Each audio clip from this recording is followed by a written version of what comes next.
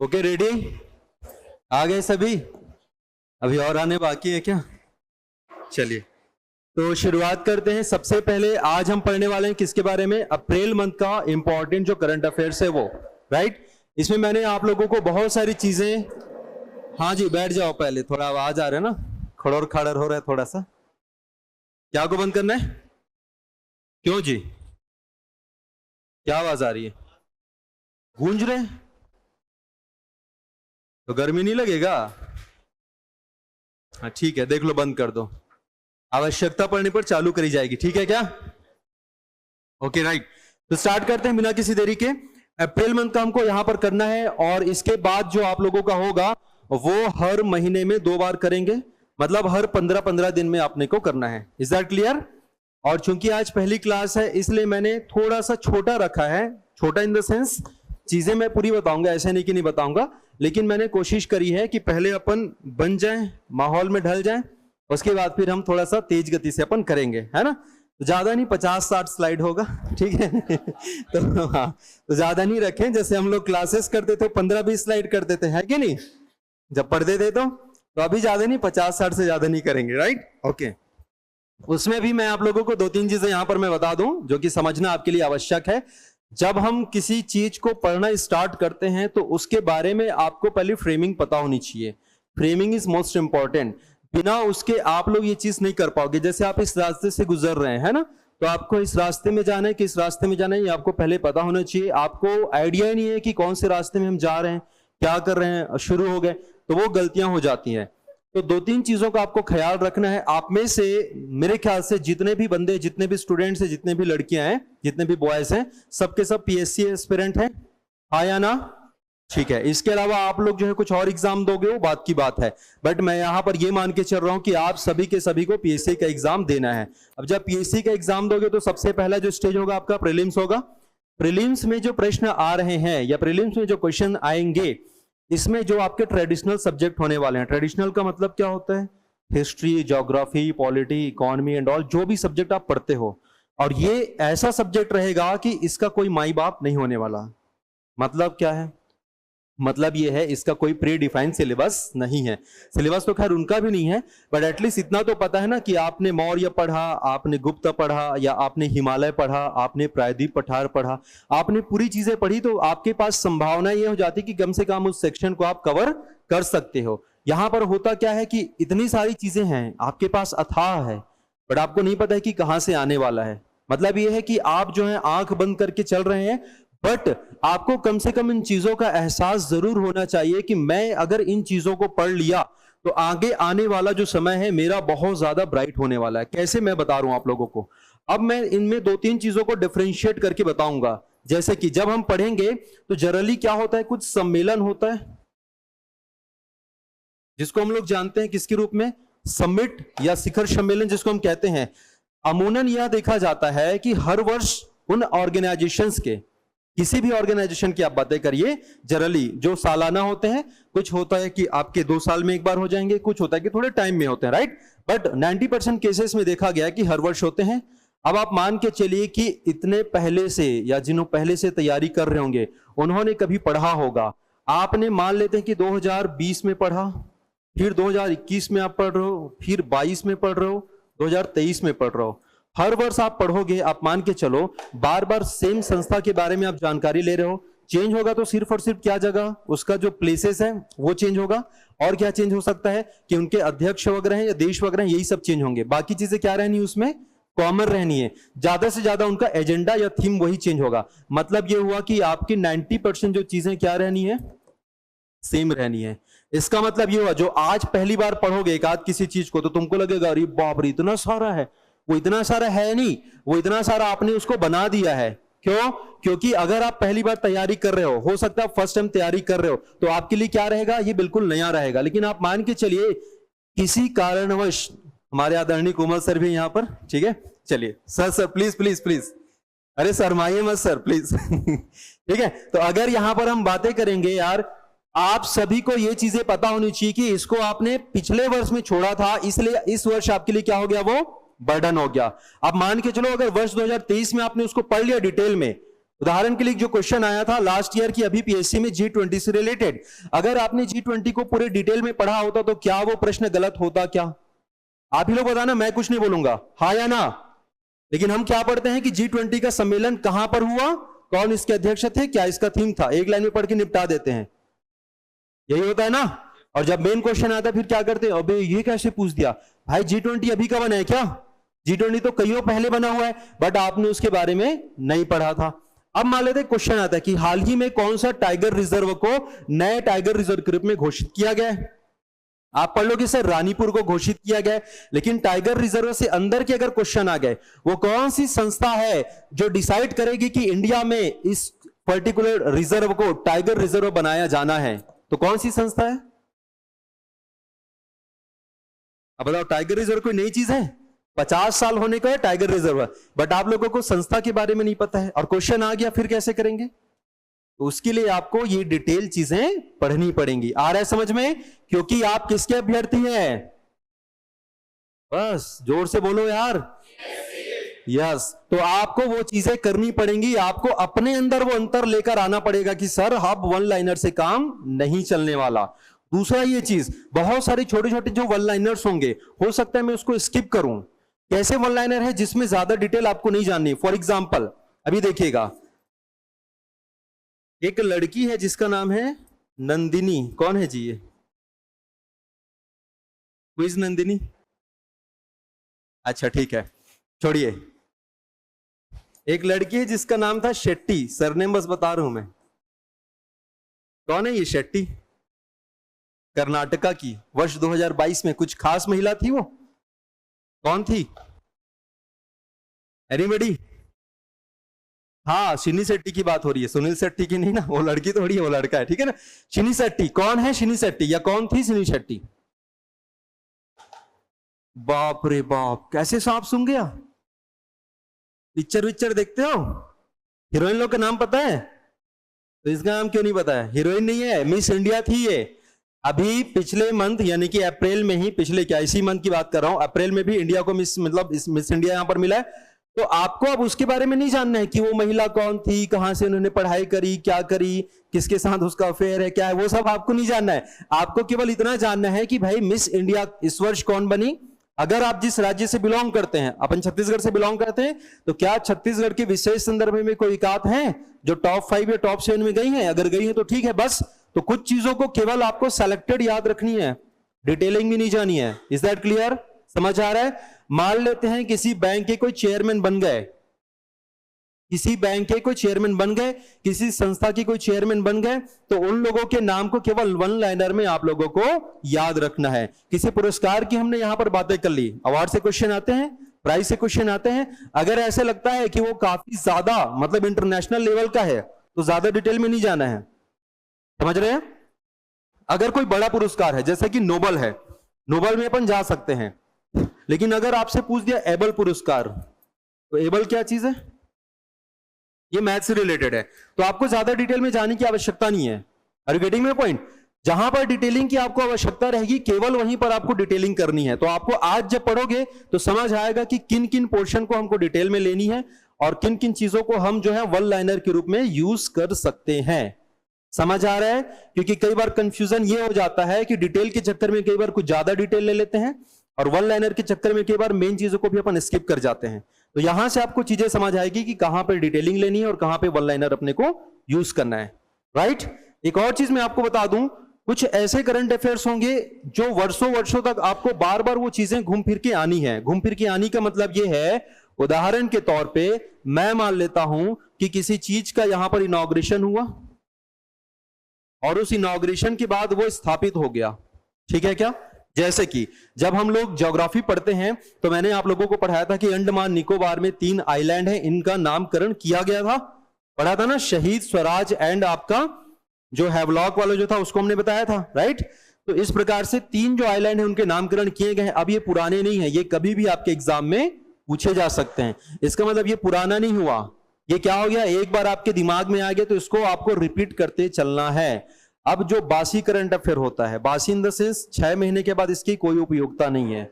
उदाहरण के लिए जो चीजें साइक्लिक तौर पे चल रही हैं, मतलब आज कुछ और है, सबसे ज्यादा जो आता है आप लोगों का इकोनॉमी के जो डेटा रहते हैं, याद रखिएगा।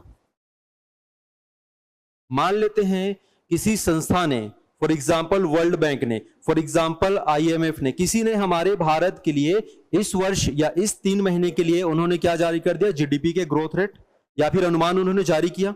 अगले 3 या 4 महीने में क्या हो जाएंगे, वो डेटा जो है वो चेंज हो जाने हैं। तो पुराना वाला आपको याद रखने की नीड नहीं है।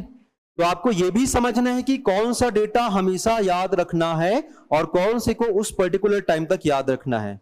मैंने यहां पर बातें करी कि कुछ ऐसे संस्था होते हैं जिनके अध्यक्ष, जिनके चेयरमैन, जिनके MD भी क्या होते रहते हैं, चेंज होते रहते हैं। तो जिस समय चेंज हुए उस समय आपने याद रखा, अगला चेंज हो गया तो आपको अगले को याद रखना है, पिछला को याद नहीं रखना है। बहुत रेयर चांसेस होता है कि पिछले को आपको पूछेगा। तो इन चीजों को आपको जैसे नया आएगा पुराने वाले को आपको स्किप कर देनी है। एक और चीज जिसको अपने जहन में हमेशा याद रखना है वो है आपके गवर्नमेंट स्कीम्स, क्योंकि गवर्नमेंट स्कीम के प्रश्न पुराने पुराने भी पूछे गए हैं और पूछे जाते हैं। तो गवर्नमेंट स्कीम कभी पुराना नहीं होगा। गवर्नमेंट स्कीम हमेशा आप लोगों को याद रखनी है। एक बार आपने पढ़ा, दोबारा उसको अपने मनस पटल पर वापस लेकर आना है। तो मैंने बता दिया कि कौन कौन सी चीजें जो रहेंगी बासी रहेंगी। अगर किसी की नियुक्ति होती है वो बासी हो गई, किसी की लाइक मीटिंग कहीं पर हुआ वो आपका बासी हो गया। बस उसके ऊपर की जो चीजें हैं वो अपने को याद रखनी है। बाकी जो एग्जैक्टली जो हो रहा है, जिस प्लेसेस की हमने बातें करी, यहां पर हम विजेताओं की हम बातें करेंगे, पुरस्कारों की हम बातें करेंगे, ये सारी की सारी चीजें क्या रहेंगी, केवल उस समय के लिए जीवित रहेंगी। Is that clear? चलिए आइए शुरुआत करते हैं। फिर सबसे पहले तो पहला जो न्यूज है ये मैंने आप लोगों को शायद शेयर भी किया था कि अब भारत में ही नहीं, एशिया का सबसे बड़ा टनल बनने जा रहा है। कहां पर? जोजिला। अब ये जोजिला कहां पर है, 2-4 चीजें मैं पूछूंगा आपसे, क्योंकि ऑलरेडी आप सबने पढ़ा हुआ है। ठीक है क्या? तो बस मुझे हाथ खड़ा करके बताएंगे जोजिला जो पास है, केवल रेज योर हैंड, है ना। जोजिला जो दर्रा है वो कहां पर है या किन किन मेन जगह को कनेक्ट करता है? Just raise your hand.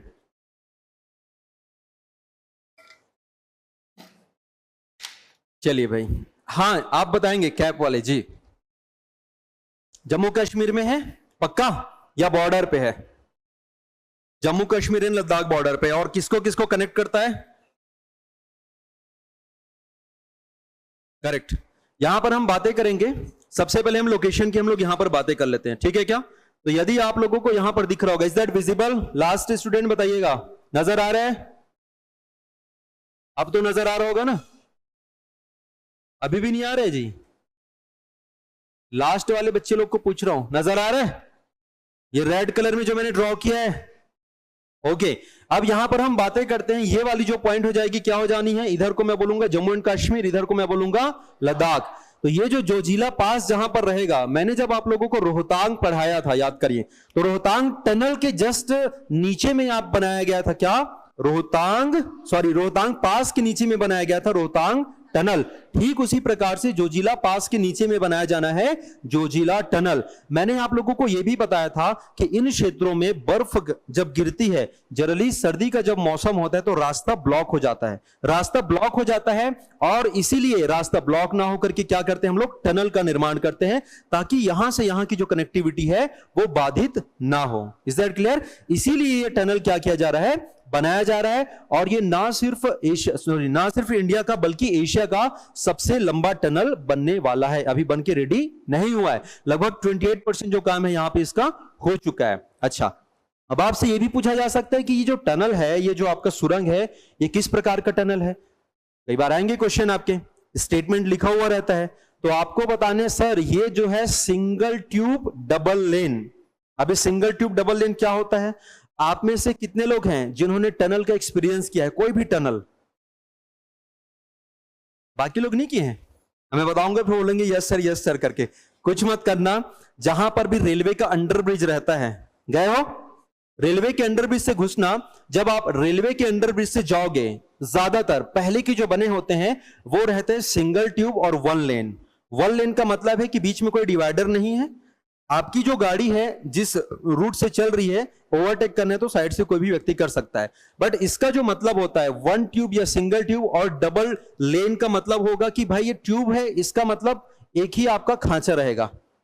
जैसे कई बार होता यह है कि रेल की पटरियां रहती हैं, ब्रिजेस वगैरह आपने देखा होगा, है ना, जाने के लिए अलग रहता है और आने के लिए अलग रहता है। तो इसमें ऐसा कुछ नहीं रहेगा, ये जाने के लिए हो जाएगा और ये वाला आपका आने के लिए हो जाएगा। तो इसी को हमने जाना है सिंगल ट्यूब, और डबल लेन का मतलब ये एक लेन हो जाएगा और वो आपका सेकंड लेन हो जाएगा। तो इसकी खासियत क्या है कि ये कैसे रहने वाला है, आपका सिंगल ट्यूब रहने वाला है और साथ ही साथ डबल लेन। दूसरा मैंने बताया था कि ज्यादातर इनका जो शेप रहता है कि घोड़े के नाल का आकार का रखा जाता है। कारण यह है कि यहां पे स्पीड लिमिट को मेंटेन किया जाता है। कई बार आप लोग भी करते होंगे, रात में गाड़ी खाली, मतलब रात में रोड खाली, चलो कुदाया जाए करके, है ना। तो वैसे क्या हो सकता है कि खाली समय में कहीं लोग इसमें ज्यादा स्पीड ना करे, ओवर स्पीडिंग ना करे करके कौन से शेप में रखा जाता है, जनरली इसको घोड़े के नाल या फिर यू वाले शेप में इसको रखा जाता है, राइट। इसकी लंबाई की अगर यहां पर हम बातें करते हैं तो फिलहाल 13.14 किलोमीटर है, बट ऐसा माना जा रहा है कि लगभग 14 किलोमीटर लंबी इसकी टोटल लंबाई होने वाली है। तो जिस दिन इसका इनॉग्रेशन हो जाएगा, जिस दिन राष्ट्र को इसको समर्पित किया जाएगा, उस दिन इसकी एक्चुअल लंबाई आप लोगों को दिख जाएगी, ठीक है क्या। तो फिलहाल आप लोगों को याद रखना है कि कितना है ये 13.14 किलोमीटर। अब जब हम यहां पर बातें करेंगे कि इसका जो इनॉग्रेशन है वो कौन करेगा या कौन किया है या किन्होंने इसका निरीक्षण किया है, तो जो यहाँ के रोड मंत्री हैं, रोड मंत्री इन द सेंस जो सड़क और राजमार्ग परिवहन मंत्रालय के जो मंत्री हैं जिनका नाम है नितिन गडकरी, उन्होंने क्या किया, इनका निरीक्षण किया है। तो बहुत ही जल्द ये राष्ट्र को क्या होने वाला है, समर्पित होने वाला है। अब आप बोलोगे सर हमको कौन कौन से पॉइंट लिखने हैं, तो पॉइंट की मैं यहां पर बातें कर देता हूं। जैसे कि मैं हमेशा बताता हूं, जब भी अपन नोट्स भी बनाते हैं तो केवल की पॉइंट अपने को क्या करना होता है, लिखना होता है। आप लोगों ने क्या क्या लिखनी है, जब मैं पैरेलल पढ़ा रहा हूं तो आपको लिखना होगा जोजिला टनल कहां से कहां तक जोड़ रहा है ये आपको, श्रीनगर टू लेह तक। लंबाई कितनी बताई थी हमने, लगभग है 13 किलोमीटर है लगभग, जो कि 14 होने वाला है, ठीक है क्या। और मैंने बताया था कि सिंगल ट्यूब और डबल लेन, ठीक है ना। बस इससे ज्यादा आपको फिलहाल लिखने की आवश्यकता नहीं है, क्योंकि बाकी चीज को आपने समझा है, आ रहा है ना। क्योंकि कई बार होता यह है कि आप पढ़े सब रहते हैं लेकिन समझ ही नहीं आता, समझ नहीं आता इन द सेंस, अरे सर पढ़ा सब है लेकिन वो क्वेश्चन क्या पूछा था ये समझ नहीं आया। तो वो चीजें मैंने यहां पर आप लोगों को बता दी कि भाई ये इंपॉर्टेंट चीजें जो कि आपकी जाननी है। अभी नहीं लिखे कोई दिक्कत नहीं है, पीडीएफ जब मिलेगा तो आप वहां पर उसको लिख लीजिएगा। इज दैट क्लियर, पहला पॉइंट क्लियर हो गया सभी को, ठीक है। आगे बढ़ते हैं। इसके बाद हम एक इंपॉर्टेंट न्यूज है जो देखेंगे, जो कि इंटरनेशनल अफेयर से संबंधित है। हाल ही में सूडान में छिड़ गया है गृह युद्ध, यानी कि जिसको जाना जाता है सिविल वॉर, ठीक है। अब सबसे पहले मुझे ये बताओ, ये सिविल वॉर या गृह युद्ध शब्द समझ आता है कि नहीं। जैसे नहीं आता है सर, पहले ये बता दो कि ये शब्द क्या है। कितने लोग हैं जिनको नहीं आता गृह युद्ध, ये देखो कोई दिक्कत नहीं, नहीं आता तो नहीं आता भाई, इसमें मतलब घबराने लिए क्या बात है, पहली बार सुन रहे हैं। मान लेते हैं आप लोग कहां पे रहते हो, बिलासपुर में। बिलासपुर में कहां पे रहते हैं, मान लेते हैं आप अपने घर में रहते हो, ठीक है क्या। सुन लो, एकदम आसान से भाषा में बता रहा हूं, समझ आना चाहिए ना यार। अब जैसे भी समझो आप, मान लेते हैं आप अपने घर में रहते हैं, है ना। नया नया कपड़ा खरीद के गए मस्त से 3-4 जोड़ी, ठीक है ना। नया नया कपड़े खरीद 3-4 जोड़ी, और घर में आपकी बहन है, आपका भाई है। अब पिछले कई दिनों से अपने मम्मी पापा को, अरे पापा दिलाओ ना, मेरे को दिलाओ ना, और अचानक आपको देख लेते हैं ऐसे शॉपिंग करते हुए आते हैं। अब बताता बेटा रुक तेरे को, अब वो जाके शिकायत करेगा। शुरुआत ऐसी होती है, जेलिसी से होती है शुरुआत, यहां भी वही हुआ सेम। तो क्या होगा फिर आपस में और जो नोचा नोची शुरू है ना। अगर सेम एज के होंगे तो स्पेशली धक्का मुक्की एंड ऑल शुरू हो जाता है। इसको कहते हैं हम लोग गृह युद्ध। अगर वही आपका जो भाई है, अरे क्या बात है भाई, नया शर्ट सही है, तू एक मेरे को दो ना, मैं अपन पहन के जाएंगे, लेकिन बाहर वाले को जलन हो रहा है, अबे इन लोग इतना नया नया शर्ट पहनते हैं। अगर बाहर वाले से लड़े, मतलब ये कैसा युद्ध हुआ, बाह्य युद्ध। इंडिया पाकिस्तान, इंडिया श्रीलंका लड़ रहा है, वो बाहर वाला कहानी है। आंतरिक युद्ध उन्हीं के घर में, उन्हीं के देश में, उन्हीं के लोग आपस में जो लड़ रहे हैं दो गुट बनाकर, उसको कहा जाता है सिविल वॉर, यानी कि गृह युद्ध। Is that clear. अब आपकी जानकारी के लिए बता दूं कि सूडान कहां पर है जी, अफ्रीका में है। आप सभी को पता होना चाहिए कि सूडान पहले बहुत बड़ा हुआ करता था। ये नीचे साउथ सूडान दिख रहा है, ये भी पहले सूडान हुआ करता था। मैं थोड़ा सा यहां पर बना दूं आप लोगों को, ये जो सूडान आपको नजर आ रहा है ये भी पहले सूडान हुआ करता था। और यहां की खासियत है मस्त, इधर की जो कंट्रीज है ना, इन लोग बढ़िया सा स्केल ले के नाप लेते हैं और मस्त से ऐसे कर लेते हैं मेजरमेंट। ये देखिए एकदम स्ट्रेट स्ट्रेट, ठीक है क्या। हमारे यहाँ एकदम आड़ा तिरछा करना पड़ता है ना, यहाँ के लोग एकदम सीधा सीधा, लैटिट्यूड एंड लॉन्गिट्यूड। अब समझिएगा ये पहले क्या होता था, पहले पूरा सूडान था।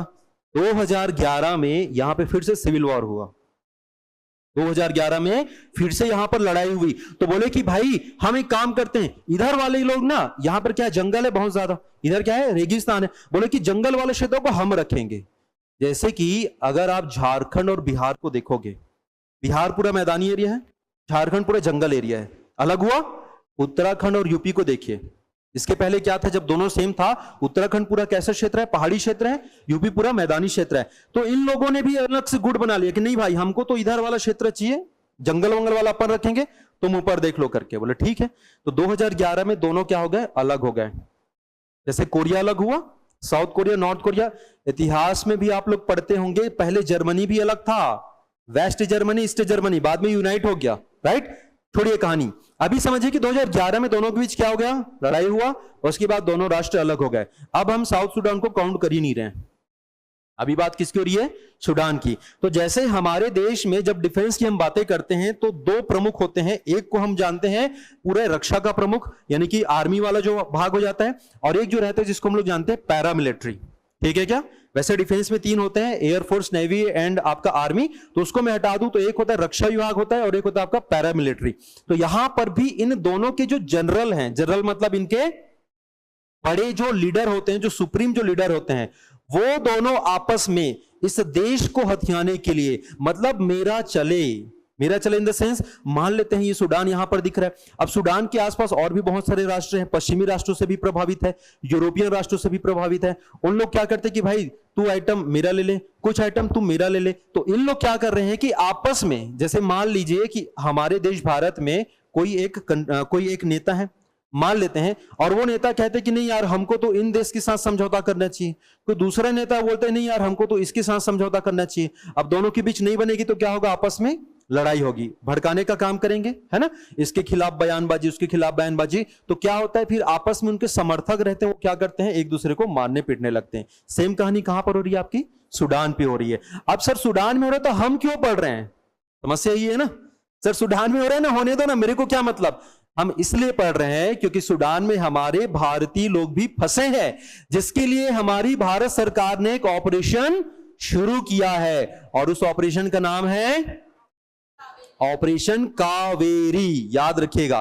तो इतना सब चीज आपने पढ़ा, उसमें से एक चीज आपको लिखना है कि सूडान के गृह युद्ध में फंसे हुए भारतीयों को निकालने के लिए भारत सरकार के द्वारा जो ऑपरेशन शुरू किया गया है उसका नाम है operation Kaveri. Is that clear? चलिए, तो ऑपरेशन कावेरी की हम लोग बातें करेंगे। ऑपरेशन कावेरी में क्या क्या चीजें भेजी गई, तो दोस्तों हमेशा याद रखना, कोई भी जब ऑपरेशन होता है इस प्रकार के, जैसे इसके पहले अगर मैं बातें करूं, आप लोगों ने सुना होगा यूक्रेन में फंसे हुए छात्रों को निकालने के लिए भारत सरकार ने जो मुहिम छेड़ी थी उसका नाम था ऑपरेशन गंगा। ये क्वेश्चन कई एग्जाम में आया हुआ है। उसी प्रकार से अगर मैं बातें करूं, जब वैष्णो देवी ऑपरेशन जो आपका जो अफगानिस्तान में जो था, याद करिए, है ना, जब अफगानिस्तान में फंसे हुए भारतीयों को जब निकालना था तो कौन सा ऑपरेशन छेड़ा था हमने, ऑपरेशन देवी शक्ति। याद रखिएगा, वैष्णो देवी के नाम पर, क्योंकि वो ऊपर था, जम्मू कश्मीर वाला क्षेत्र था, तो उनके नाम पर रखा गया था ऑपरेशन देवी शक्ति। तो इन ऑपरेशन को आपको याद रखने, और ये पुराने नहीं है। जैसे आपने क्या लिखा, अफगानिस्तान वाला भी रिसेंटली मामला था ऑपरेशन देवी शक्ति, ये वाला जो रिसेंटली मामला था कौन सा वाला, यूक्रेन वाला ऑपरेशन गंगा, ये हो चुका ऑपरेशन कावेरी। अब मैच द कॉलम में दे दिया, जमाओ, समझ रहे हो ना, रिसेंट आपका ये है, लेकिन अभी जो हाल ही में कुछ चीजें हुई हैं उनको भी वो दे सकता है। तो आपने सूडान के कौन मारा कौन नहीं मारा उससे कोई मतलब नहीं है, यहां के नेता लोग के नाम रखने से कोई मतलब नहीं। आप तो वो चीज याद रखो जो इंडिया से रिलेटेड है, जो इंडिया का काम का है। तो ऑपरेशन कावेरी काम का है, उससे रिलेटेड बाकी ऑपरेशन काम के हैं। मतलब अब आपके समक्ष इतने सारे डेटा तैयार हो गए कि जितने इंपॉर्टेंट ऑपरेशन हुए हैं उन सबको आपको याद रखना है। अब आप समझिए, हमको सूडान से लोगों को लेकर आना है। अक्षय कुमार की एक मूवी आई थी एयरलिफ्ट, देखा है? एयरलिफ्ट का मतलब क्या होता है, लोगों को वहां से निकालना। तो जब भी इस प्रकार के मूवमेंट होते हैं, जब भी इस प्रकार का ऑपरेशन होता है, तो दो चीजें भेजी जाती हैं। कौन कौन सी? एक तो आप भेजेंगे एयरफोर्स, मतलब हेलीकॉप्टर या फिर कोई हवाई जहाज, और दूसरा आप क्या भेजेंगे, शिप।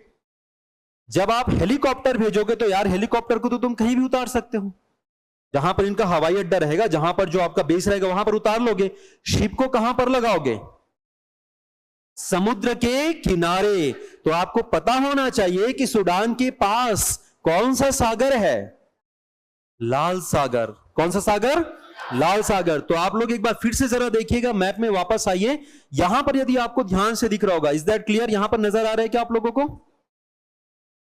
ये दिख रहा है? ये आपका सूडान है और इसको हमने क्या बोला? लाल सागर। ये किससे मिलते हैं? सीधा जाके अरब सागर से। ठीक है क्या? अब लाल सागर की जब आपने ऑलरेडी बातें कर ली है तो ध्यान से समझना, लाल सागर और ये क्या नजर आ रहा है? भूमध्य सागर, जिसको मेडिटेरेनियन सी कहते हैं। इन दोनों को जोड़ने वाली एक लाइन है, एक छोटा सा चैनल है, उसको जानते हैं हम लोग स्वेज नहर। दुनिया के दो सबसे इंपॉर्टेंट नहर जहां से शिप का आना जाना होता है, कौन कौन सा? एक पढ़ेंगे हम पनामा और एक हम पढ़ते हैं स्वेज, क्योंकि यहीं पर पिछले वर्ष एक शिप फंसा था जिसका नाम था एवरग्रीन, जिसको लेकर बहुत ज्यादा बवाल हुआ था। तो वो कौन सा था? यही था। क्या नाम था इसका? Suez canal. याद रखना, कौन सा नहर? ठीक है। लाल सागर लगा हुआ है सूडान से।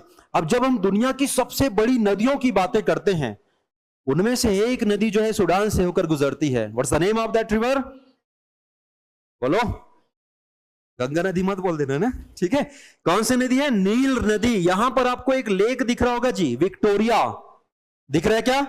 तो ये जो लेक विक्टोरिया से जो नदी निकलती है, सीधे सीधे कहां पर जाती है? ऊपर, और सूडान से होते हुए गिर जाती है भूमध्य सागर में, जिसको जाना जाता है नील नदी। दुनिया की सबसे बड़ी नदियों में से एक है। समझ आया क्या सभी को? तो ये इंपॉर्टेंट फैक्ट आपको याद रखने हैं। ये तो हो गया प्रीलिम्स पॉइंट ऑफ व्यू से। अब मान लेते हैं एक आध चीज यहां के मेंस से निकल जाए, एक आध चीजें, तो कैसे आ सकता है क्वेश्चन कि भाई सूडान में हो रहे आंतरिक युद्ध का वैश्विक अर्थव्यवस्था पर क्या प्रभाव पड़ेगा? ये क्वेश्चन लिख लीजिए आप लोग। आंसर मैं लिखाऊंगा नहीं, बस बता दूंगा, है ना? तो लिखेगा सूडान में चल रहे गृह युद्ध का वैश्विक अर्थव्यवस्था पर क्या प्रभाव पड़ सकता है या पड़ेगा?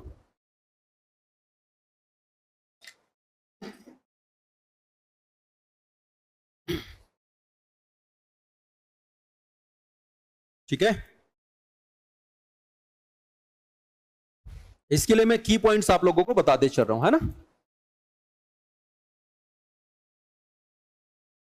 हो गया? लिख लिया सबने? अब जो की पॉइंट है वो आपको समझना है। आप खुद इतना एक छोटा सा चीज समझते हैं। फॉर एग्जाम्पल मैं मान लेता हूं कि कोई देश है, एकदम छोटा सा देश है, मान लेते हैं भूटान। भूटान में अगर गृह युद्ध चल रहा है तो क्या उससे वैश्विक अर्थव्यवस्था पर कुछ प्रभाव पड़ेगा? हाँ या ना? कितने लोग बोलते हैं यस सर? कितने लोग बोलते हैं नो सर? तो बाकी लोग क्या बोलते हो यार? नहीं पता? अच्छा ठीक है। देखिए, जितना छोटा देश होता है, जैसे अभी हाल ही में आपने सुना होगा आर्मेनिया और अजरबैजान, दो कंट्री सुना है, दोनों के बीच भयंकर लड़ाई झगड़ा चल रहा है, कई दिनों से चल रहे हैं, लेकिन मीडिया कवर कर रही क्या? नहीं कर रही। अचानक कोई बड़े देश के बीच हो जाए, फिर देखना एकदम, तो आइए देखते हैं यहां पर ऐसा ऐसा करके शुरू हो जाते हैं। रीजन इज दैट कि भाई उससे प्रभाव पड़ता है। ऐसे नहीं कि उन लोगों से नहीं पड़ेगा, पड़ेगा लेकिन एकदम थोड़ी मात्रा में। आप खुद समझिए, तो अमीर लोग या बड़े लोग लड़ रहे हैं, उससे बाकी जो लोग हैं प्रभावित होंगे, जो उसके अंडर काम करते हैं, हाँ या ना? और दो जन सुबह सुबह टुन है, पीली हैं, जिसको कोई मतलब नहीं है, लड़ रहे हैं रास्ते में, कोई प्रभाव पड़ेगा? लड़ने दे भाई, छोड़, मेरे को क्या करना। बस वही कहानी है। आर्मेनिया अजरबैजान को इसलिए नहीं लिया गया है क्योंकि भाई वो लोग गरीब देश हैं, उनका कुछ खास रोल ही नहीं है। लेकिन अगर सूडान लड़ रहा है तो प्रभाव पड़ेगा। रीजन नंबर 1, सबसे पहले यहां से नील नदी होकर गुजरती है, और जहां से बड़ी नदियां होकर गुजरती है वो क्षेत्र औद्योगिक क्षेत्र से काफी ज्यादा समृद्ध होता है। साथ ही साथ वहां पे कृषि की संभावनाएं भी बहुत ज्यादा रहती है। Is that clear? जहां पे बड़ी नदियां हैं वहां पर कृषि क्षेत्र मिलेगा ही मिलेगा। तो कृषि के मामले में देश क्या है? बहुत सारे मामलों में नंबर टॉप पर है। दूसरा सबसे बड़ा रीजन, जहां पर मिनरल्स पाए जाते हैं, खनिज, तो अफ्रीका जाना जाता है अपने गोल्ड रिजर्व के लिए। तो ये जो देश है, यहां पर क्या पाया जाता है? सोना पाया जाता है, गोल्ड पाया जाता है। Is that clear? इसके अलावा जो देश आकार में बहुत बड़ा हो, उस पर भी प्रभाव पड़ता है। ये जो देश है अफ्रीका का तीसरा सबसे बड़ा देश है, अफ्रीका का तीसरा सबसे बड़ा देश है, और ये सब चीजें शामिल हैं। इसके अलावा अगर यहां पर मैं बातें करूं तो जितने भी आपके बाकी पड़ोसी देश हैं वो इस पर नजर लगाए बैठे हैं। अफ्रीकी नेशंस वो नजर लगाए बैठे हैं। इसके अलावा सबसे ज्यादा जो नजर लगाए बैठता है वो किनको रहता है, काड़ी करने वाले लोग, हमेशा अमेरिका और यूरोप।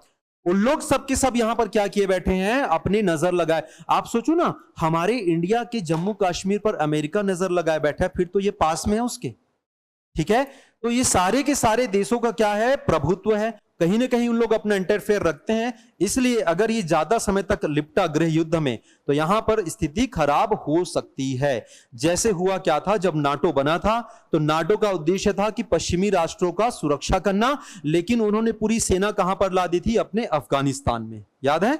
और उसके बाद का रिजल्ट आप सभी को पता है। तो वैसी स्थितियां यहां पर निर्मित ना हो जाएं, इसलिए चाहिए कि ये जो है शांति बहाल जितना जल्दी से हो सके। अगर नहीं होगा तो कहीं ना कहीं विश्व की अर्थव्यवस्था यहां से प्रभावित होगी। Is that clear? चलिए आगे बढ़ते हैं। यहां पर मैंने ऑलरेडी बताया, कभी कभी एक आध प्रीलिम्स में क्वेश्चन आ सकता है, हालांकि पीएससी में इसलिए नहीं आएगा क्योंकि वर्ल्ड ज्योग्राफी नहीं है। फिर भी व्यापम वगैरह अगर कभी देंगे एग्जाम तो पूछा जाता है हॉर्न ऑफ अफ्रीका। सुना है क्या आपने कभी? अफ्रीका का सिंह नहीं सुना है? ये अफ्रीका में कहीं पे सिंह जैसा स्ट्रक्चर नजर आ रहा है आप लोगों को? कहीं पे दिख रहा है सिंह जैसा? गेंडे के सिंह जैसा नहीं दिख रहा है यार। कौन सा दिख रहा है बताओ तुम? ये वाला दिख रहा है क्या? ये वाला जरा बताना तो। ये दिख रहा है? तो मेरे दोस्तों, इन देशों को जाना जाता है हॉर्न ऑफ अफ्रीका, ठीक है क्या? ये देश कौन कौन से हैं, इनके नाम आप लिख सकते हैं चाहे तो। सबसे पहले तो क्या नजर आ गया आप लोगों को? सूडान। तो आप इस प्रकार से लिख सकते हैं, सिड के रूप में याद रखिएगा। एस फॉर क्या हो जाएगा आपका? सूडान। ई फॉर क्या हो जाएगा? इरिटेरिया। एक ई फॉर क्या हो जाएगा? इथोपिया। और डी फॉर हो जाएगा जिबूती। बोले कि सर डी से कैसे जिबूती हो गया? जैसे कि फाफ डुप्लेसिस, सुने ना नाम, उन लोगों के नाम में ऐसे ही लगता है अफ्रीकन लोगों के, है ना। तो हम बोलते हैं जिबूती हैं, लेकिन स्टार्टिंग इसका ऐसे होता है। तो S for Somalia, E for Ethiopia, E for Eritrea and D for Djibouti. तो इस प्रकार से ये चार देश हैं जो क्या बनाते हैं, हॉर्न ऑफ अफ्रीका बनाते हैं। Is that clear? क्लियर है क्या सभी को? चलिए कहानी आगे बढ़ते हैं हम लोग। तो यहां से इंपॉर्टेंट चीजें आपने जानी, जिसमें सबसे महत्वपूर्ण था ऑपरेशन कावेरी। और इसके लिए भेजा गया था हमारा 2 इंडियन एयरफोर्स और एक हमको भेजा गया था शिप, और उस शिप का नाम था सुमेधा। याद रखना INS सुमेधा, क्योंकि ये भी क्वेश्चन आ सकता है कि हमने क्या भेजा था करके, है ना। तो आपको क्वेश्चन पूछा जा सकता है। तो दोस्तों याद रखिएगा, इसका नाम था INS Sumedha. Is that clear? आगे बढ़े, ठीक है। PDF मिलेगा, निश्चिंत रहिए, कोई दिक्कत नहीं है। आप वहां से बाकी चीजों को कवर जरूर करिएगा। अगला जो न्यूज है ये काफी महत्वपूर्ण न्यूज है। This is related to our state Chhattisgarh. और यहां पर मैं जो मेन कवर कर रहा हूं, नेशनल इंटरनेशनल कवर कर रहा हूं। CG वाला जो ऑलरेडी हमारे चैनल पे आपको अवेलेबल है, वहां पर आप देख सकते हैं, ठीक है। छत्तीसगढ़ में हाल ही में जो डेटा रिलीज किया गया है यहां के मिनरल्स यानी कि खनिज का, वर्ष 2022-23 के लिए है। हालांकि आप लोगों को जो क्वेश्चन आते हैं, अमूनन अभी से मैं बता रहा हूं, 90% जो क्वेश्चन दिया जाता है सीधा सीधा आर्थिक सर्वेक्षण से। इसका मतलब यह है कि जब आर्थिक सर्वेक्षण आएगा तो उसमें ये डेटा आपको अपडेट होके मिलेगा। लेकिन उसके पहले अगर कुछ एग्जाम हुआ, यदि हुआ या कुछ चीजें हुई जहां पर इन डेटा की नीड पड़ी, स्पेशली फॉर द मेंस, क्योंकि हो सकता है कुछ बच्चे लिखेंगे, है ना, तो उनके लिए बहुत इंपॉर्टेंट हो जाना है कि वर्ष 2022-23 के अकॉर्डिंग, यानी अभी जो डेटा आया है इसमें छत्तीसगढ़ ने कुल खनिजों में कितने रुपए प्राप्त किए हैं? लगभग 12,941 करोड़ रुपीस। इतने का रेवेन्यू क्या किया गया, यहां पे जनरेट किया गया है। सिंपल है, डेटा याद रखना है, 12,941 करोड़। अब जो फैक्ट है वो बहुत इंपॉर्टेंट है, ध्यान देने योग्य है। छत्तीसगढ़ में 5 बड़े खनिज हैं। हम खनिजों का यदि वर्गीकरण करें तो 2 प्रकार से पढ़ते हैं, एक होता है मुख्य खनिज और एक होता है गौण खनिज, यानी कि एक होता है मेन और एक होता है आपका सप्लीमेंट्री। अगर यहां पर मैं बातें करता हूं मेरे दोस्तों, तो सबसे जो बड़े खनिजों में गिना जाता है कोयला यानी कि कोल, नंबर 2 लोहा, नंबर 3 जी बॉक्साइट, नंबर 3 चूना पत्थर, उसके बाद 3 वगैरह को ले लेते क्योंकि यहां पे सबसे ज्यादा क्या है हमारा उत्पादन होता है। तो इनमें से चूना पत्थर और बॉक्साइट में तो ठीक ठाक मिला है, ऐसा नहीं कि नहीं मिला है। लेकिन अभी तक हम यह पढ़ते आए हैं कि सबसे ज्यादा जो रिजर्व, सबसे ज्यादा जो पैसा देता है वो कोयला देता है, यही पढ़े ना। इस बार डेटा चेंज हो गया है। इस बार किसने दिया है दोस्त? इस बार आयरन ने दिया है। तो ये आपके लिए महत्वपूर्ण होने वाला है। तो इस बार लिखिएगा कि सबसे अधिक जो आपको जो मिला है वो किससे मिला है? आपको लोहे से मिला है। तो लौह से सबसे ज्यादा 3607 करोड़ रुपए। तो आप लिख सकते हैं सिंपल, आपने पूरा क्या लिखा, पूरा डेटा लिख लिया जी। आपने कितना लिखा कि 12,941 करोड़ कुल हो गया, जिनमें से आपने लिखना है 3607 करोड़ रुपए किससे? लौह से, यानी कि आयरन ओर से।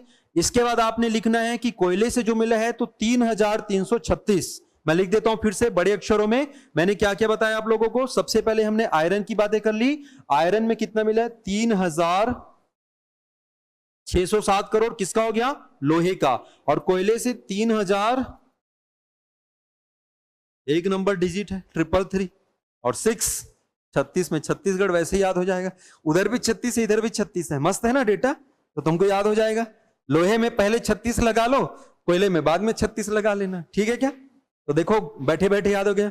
36 जेम्स बॉन्ड का 007, ठीक है ना? 007 मत लगाना, 1 7 है ना, 07। और इधर से हो जाएगा 333 एंड 6। Is that clear? अच्छा, अब यह भी आपको पूछा जा सकता है कि सबसे अधिक खनिज कहां से प्राप्त हुआ? तो कहां से हुआ? दंतेवाड़ा। और दंतेवाड़ा से, अच्छा एक और न्यूज समझिएगा, अभी हाल ही में 10-11 लोग हैं ना टोटल, तो शहादत हुई इनकी, ठीक है? ये न्यूज को पढ़िए जरूर। इस टाइप के न्यूज आपके पेपर में नहीं आते। पहली बात, आएगा भी तो बहुत अगर इंपॉर्टेंट कुछ रहा घाटी से संबंधित, जैसे झीरम घाटी से एक क्वेश्चन आया था, क्योंकि वो बड़े लेवल पे हुई थी घटना वो। तो जब बहुत ज्यादा बड़े लेवल पे हो तो भले आप उसको याद रख सकते हो।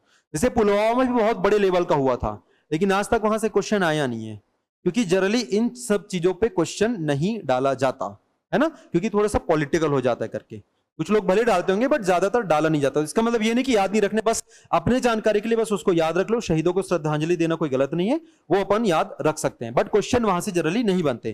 जैसे अभी हाल ही में एक और घटना हुई थी, कहां पर? पूंछ में, जम्मू कश्मीर में, जहां पर 5 जवान शहीद हुए थे। तो शहादत हमको याद रखनी है, लेकिन एग्जाम पॉइंट ऑफ व्यू से वो चीजें आपको याद नहीं रखनी है। Is that clear? आ रहा है समझ में? ठीक है। तो दंतेवाड़ा जो है उसने सबसे ज्यादा क्या किया है? पैसे कमा के दिया है। रीजन इज दैट कि दंतेवाड़े में क्या है? आयरन माइन, ठीक है ना? यहां पर आपको लोहे की आप जो अयस्क का देखने को मिलेंगे। दूसरे नंबर की अगर हम बातें करते तो कौन दिया है आपको? कोरबा। कोरबा क्यों फेमस है? कोयल के लिए, ठीक है ना? ये एकदम कॉमन चीज जो आपको पता है। उसके बाद अगेन रायगढ़। रायगढ़ किसके लिए? फिर से कोल के लिए। नंबर 4 पे बालोद। बालोद किसके लिए? बालोद में क्या है? Dalli Rajhara, Rajhara mines, this is for iron ore, ठीक है? उसके बाद है बलौदा बाजार, जो कि आपका चूना पत्थर। तो टॉप 5 बस याद रख लेना एटलीस्ट, बाकी पूरे याद रखने की आवश्यकता नहीं है। समझ आया जी? तो यहां से क्या क्या चीजें नोट करनी है आपने? आपने नोट करनी कि कुल राजस्व कितना मिला इस वर्ष के लिए। तो आपको बताना है सर 12,000 समथिंग। आपको बताना है करोड़ में ना, आपको बताना है सर सबसे ज्यादा कौन दिया? लोहे ने दिया। कितना दिया? 3607 करोड़। सेकंड नंबर पे किसने दिया? कोयले ने दिया 333 करोड़। सबसे टॉप कौन रहा? दंतेवाड़ा। दंतेवाड़े ने कितना दिया ये भी पूछा जा सकता है, याद रखना। दंतेवाड़ा ने कितना दिया ये भी पूछा जा सकता है। तो दंतेवाड़ा ने कितना दिया जी? यहां पर लिखा है 6419। केवल एक को याद रखो, पूरे की याद रखने की नीड नहीं है। 6419 करोड़, ठीक है क्या? इसके बाद आपसे पूछा जाएगा बाकी टॉप 5 कौन कौन है, तो आप बता देना। दंतेवाड़ा के बाद कोरबा, कोरबा के बाद रायगढ़, के बाद बालोद, के बाद हो गया। आगे बढ़े, ठीक है। अब हम देखते हैं NHAI मतलब national highway authority of India. इन्होंने एक नया प्रोजेक्ट स्टार्ट किया है। मतलब वर्ष 2025 तक ये बोलता है कि भाई हम डिजिटल हाईवे बनाएंगे। अब पबजी वाले लोग खुश है एकदम, क्या बात है सर, मतलब अब तो मजा आएगा, है ना? डिजिटल हाईवे का मतलब क्या हो रहा है? What do you mean by the digital highway? मतलब हाईवे में कुछ ऐसे कांच वांच का सड़क रहेगा, ऐसा कुछ है क्या? या फिर ऐसे तुम hey come on, hey Siri open the door, ऐसा ऐसा कुछ रहने वाला है क्या? नहीं ना? तो क्या होने वाला है यहां पर? अच्छा, जब भी हम डिजिटल वर्ड यूज करते हैं इसका मतलब होता है कहीं ना कहीं इलेक्ट्रॉनिक एंड इंटरनेट से कनेक्टिविटी, यही होता है। डिजिटल का मतलब वही हुआ ना, मैं बोलूं डिजिटल ट्रांजैक्शन तो उसका मतलब क्या हो रहा है? इलेक्ट्रॉनिक्स एंड इंटरनेट, दोनों चीजें चाहिए। तो डिजिटल कनेक्टिविटी का मतलब है कि रोड के किनारे बिछाए जाएंगे ऑप्टिकल फाइबर्स। अब कुछ लोग बोले सर ये ऑप्टिकल फाइबर क्या है? ऑप्टिकल फाइबर, आप में से कितने लोग जो है ब्रॉडबैंड नेट यूज करते हैं या वाईफाई वगैरह यूज करते हैं? कितने लोग? दूसरे का नहीं ना, खुद का वाला बताना है, दूसरे वाला नहीं बताना है, ठीक है? उधारी वाला नहीं बताना है। अच्छा, कितने लोग प्लीज रेज योर हैंड्स। ठीक है, आप लोग जब यूज करते होंगे, देख लो भाई हाथ एक बार फिर से खड़ा करना, बाकी लोग मुंडी उठा के देख लेना कौन कौन करते हैं, ज्यादा डिटेल उन्हीं लोग बता पाएंगे। हाँ, एक बार फिर से हाथ खड़े करेंगे, बाकी लोग देख लो अपने आसपास कौन कौन उठा रहे हैं, मुझसे पूछना कुचक कुचक के। अच्छा चलिए आप बताइएगा इधर। यस गीता, कौन से ब्रांड का यूज करते हैं? बैठे रहो बैठे रहो। हाँ, एयरटेल, ठीक है, मेरे को ब्रांडिंग नहीं करनी है, मैं जस्ट पूछ रहा हूं वो फाइबर केबल है या फिर आपका कॉपर केबल है? पक्का खोल के देखें। अच्छा, उन्होंने बताया। याद रखना, अभी जब हम बातें करते हैं, किसी भी कनेक्शन की बातें करोगे, चाहे आप कोई सा भी कंपनी में जाओ, मैं नाम नहीं लूंगा भाई, मेरे को प्रचार करने को कोई मन नहीं है, पैसा ऐसा थोड़ी दिए जो मैं बोलूंगा, ठीक है? तो आप किसी भी कंपनी का लगाइए, उनसे पूछना भैया कौन सा लगाओगे, तो 90% लोग बोलेंगे अरे फाइबर वाला है तुम लगाओ करके। उसको पूछ दो ये क्या होता है fibre cable, what do mean by fibre cable? कुछ नहीं, वो बस अच्छा चलता है, स्पीड अच्छी देती है। एक्चुअल रीजन क्या है मैं आपको बताता हूं, और इसको आप लोग किस में पढ़े हो पता है? कक्षा 10वीं या 10वीं में तो पढ़े हो, 9th या 10th किसी में पढ़े हो। ये फाइबर केबल जो रहता है, हिंदी में कहते हैं इसको प्रकाशिक तंतु। क्या बोलते हैं इसको? प्रकाशिक तंतु। ये कॉपर या बाकी केबल की तुलना में स्पीड क्यों होता है, इसके पीछे का कारण होता है इससे गुजारा जाता है प्रकाश किरणों को, ठीक है क्या? जो इलेक्ट्रॉनिक किरणें रहेंगी या जो इलेक्ट्रॉनिक्स रहेंगे उनको कन्वर्ट किया जाएगा किसके माध्यम से? ट्रांसमीटर या ट्रांसड्यूसर के माध्यम से। और किसमें कन्वर्ट किया जाता है? प्रकाश किरणों में। और जब गुजारा जाता है तो एक सिद्धांत यहां पर कार्य करता है, जिस सिद्धांत को जानते हैं पूर्ण आंतरिक परावर्तन, बोले तो टोटल इंटरनल, ठीक है क्या? इसीलिए यहां पर आपको लगाया जाना है। और जब ये लग जाएगा तो आपको जो कनेक्टिविटी मिलने वाली है, अभी तो फिलहाल 4G चल रहा है, 5G भी आ चुके हैं, और उसके बाद 6G तक की आपको कनेक्टिविटी मिलेगी। और इसी G का मतलब क्या होता है पता है आप लोगों को? G का मतलब होता है जनरेशन, लेकिन वो वाला G आज तक वही वाला है, पार्ले जी है ना, उसमें केवल वही चल रहा है, वो शुरुआत से लेके अभी तक वही है। और मुझे ऐसा लगता है कि दुनिया में 2 ही चीज है जिसका रेट नहीं बढ़ा है, एक तो माचिस का और एक तो पार्ले जी का। अभी भी जाओ 1 रुपया मिलेगा तुमको माचिस, हालांकि क्वांटिटी थोड़ी सी कम कर दी गई है, पर ठीक है, ओके है। तो यार इस G का मतलब होता है जनरेशन। आप समझिए, अभी 4G जब हम देखते हैं तो इतना अच्छा स्पीड मिलता है, 5G में तो तुम ऐसे क्लिक डाउनलोड, खत्म, क्लिक डाउनलोड, ऐसे हो जाएगा। पहले याद करो जब अपन 2G यूज करते थे, गोल गोल एक वेबसाइट खोलने के लिए जब तक चाय वाय पी के आ जाओ तब तक घूम ही रहा है, वो होता था तुम्हारा 2G। और आप सोचो जम्मू कश्मीर जैसे क्षेत्रों में 2 साल तक 2G कनेक्टिविटी थी जब इस पे लगा था अभी, ठीक है, ओके। तो यहां पर इन क्षेत्रों में स्पेशली हाईवेज की यहां पर बातें करी जा रही है, कहीं भी नहीं ना पता चले तुम्हारे, अरे सर मेरे गांव के बगल में तो नहीं है भाई, ये हाईवे के लिए किया जाना है। क्यों? क्योंकि हाईवेज में बहुत सारी महत्वपूर्ण गाड़ियां चलती हैं। हाईवे से संबंधित एक फैक्ट अभी आपको मैं बताने वाला हूं। ये 5G और 6G कनेक्टिविटी मतलब लेने के लिए हमने क्या बिछाना है यहां पर? ऑप्टिकल फाइबर केबल, जिसको OFC के नाम से जाना जाता है। और ये OFC मैंने जो बताया आप लोगों को, ये किसके लिए मतलब किससे संबंधित रहेगा? ये रहता है आपका ये ऑप्टिकल फाइबर, यानी कि पूर्ण आंतरिक परावर्तन, ठीक है ना? पूर्ण आंतरिक परावर्तन में क्या होता है? कुछ नहीं होता दोस्त, ये बस इतना समझिएगा कि जिस प्रकाश किरणों की हम यहां पर बातें कर रहे हैं, जिन लाइट रेस की हम लोग यहां पर बातें कर रहे हैं, 2 मीडियम होता है, आप सभी को पता होगा। एक होता है आपका नीचे वाला डेंस और ऊपर वाला आपका लाइटर, या फिर ये कहें सघन और आपका विरल। अब जब यहां से कोई भी प्रकाश किरणें जब जाती हैं तो जनरली क्या होता है? इस ओर रिफ्लेक्ट होता है। जब सघन से विरल में जाएगा तो डेंस से आपका जो नॉर्मल वाले में जाएगा तो, लेकिन कई बार इतना ज्यादा रिफ्लेक्ट हो जाता है कि ये वापस आ जाता है, और इसी को हम जानते हैं टोटल इंटरनल रिफ्लेक्शन। और इसी माध्यम से आगे धीरे धीरे धीरे क्या होता है? ये बढ़ता चला जाता है। आप लोगों को एकदम देखना है ना सर एक्चुअली दिखता कैसे है, कोई भी लाइट वाली दुकान के पास चले जाना बढ़िया वाला। मैं तो बोलता हूं हमेशा प्रैक्टिकल करना है तो तुम्हारे पास पूरे ऑप्शन अवेलेबल है, किसी भी दुकान में चले जाना, दिखाना तो होता कैसे करके, बाद में भले मत लेना, तुमको क्या है कि नहीं, पसंद नहीं आया करके। तो इसको हम लोग जानते हैं टोटल इंटरनल रिफ्लेक्शन, और इसी के आधार पर क्या हो रहा है, ये ऑप्टिकल फाइबर आपको बिछाया जाना है।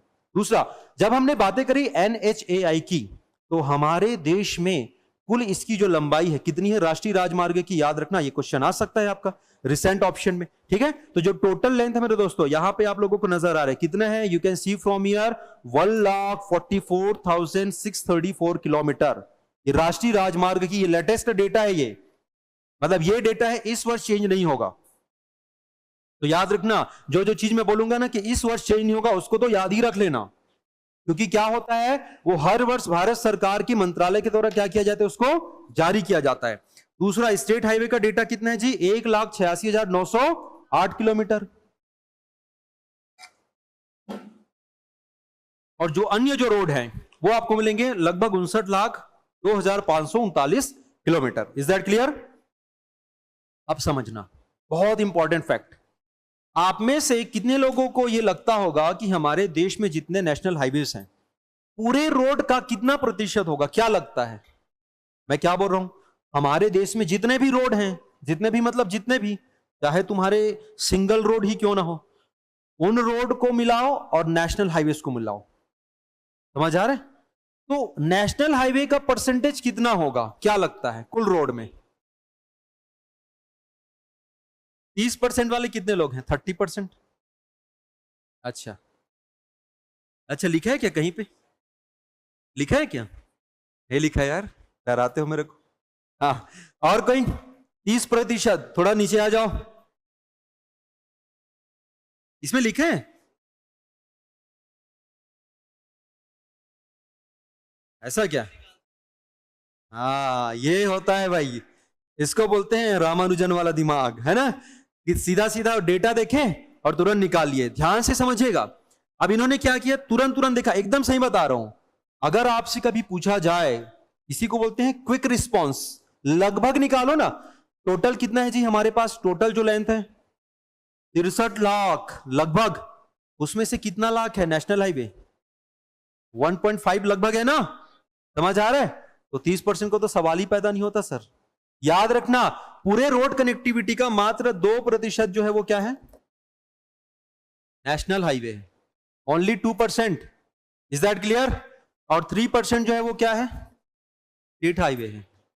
मतलब दुनिया में, सॉरी इंडिया में 70 से 80% जो ट्रांसपोर्टेशन होता है वो इन्हीं 5% हाईवेज पे होता है। क्योंकि आप समझे ना, आपको अगर बिलासपुर से रायपुर जाना है तो कहां से होके जाओगे तुम?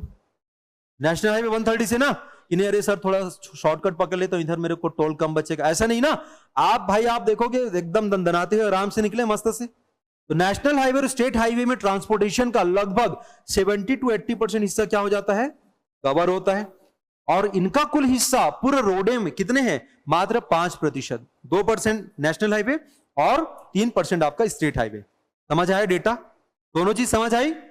मतलब यार मान लेते हैं मेरे देश में 100 सड़क है, तो 100 सड़क में से 2 ही सड़क कौन सी है, नेशनल हाईवे, 3 सड़क कौन सी है, स्टेट हाईवे, बाकी अन्य है, जिनमें से इन्हीं 5 सड़कों में ही सबसे ज्यादा क्या होता है, आवागमन होता है। समझ आया क्या? Is that clear? चलिए, एक और फैक्ट है जो मैंने कई बार आप लोगों को क्लासेस में बताया है, अगर कोई भी नेशनल हाईवे नॉर्थ से साउथ है, इसका मतलब कैसे रहेगा वो, ठीक है क्या? और अगर पश्चिम से पूर्व है, इसका मतलब कैसे रहेगा वो, ये हमेशा याद रखिएगा, बहुत इंपॉर्टेंट फैक्ट है। कोई भी नेशनल हाईवे उठा के देख लो, उत्तर से दक्षिण है मतलब वो इवन नंबर पे रहेगा, और अगर पश्चिम से पूर्व है मतलब वो ऑड नंबर पे, ठीक है। चलिए आगे बढ़े क्या?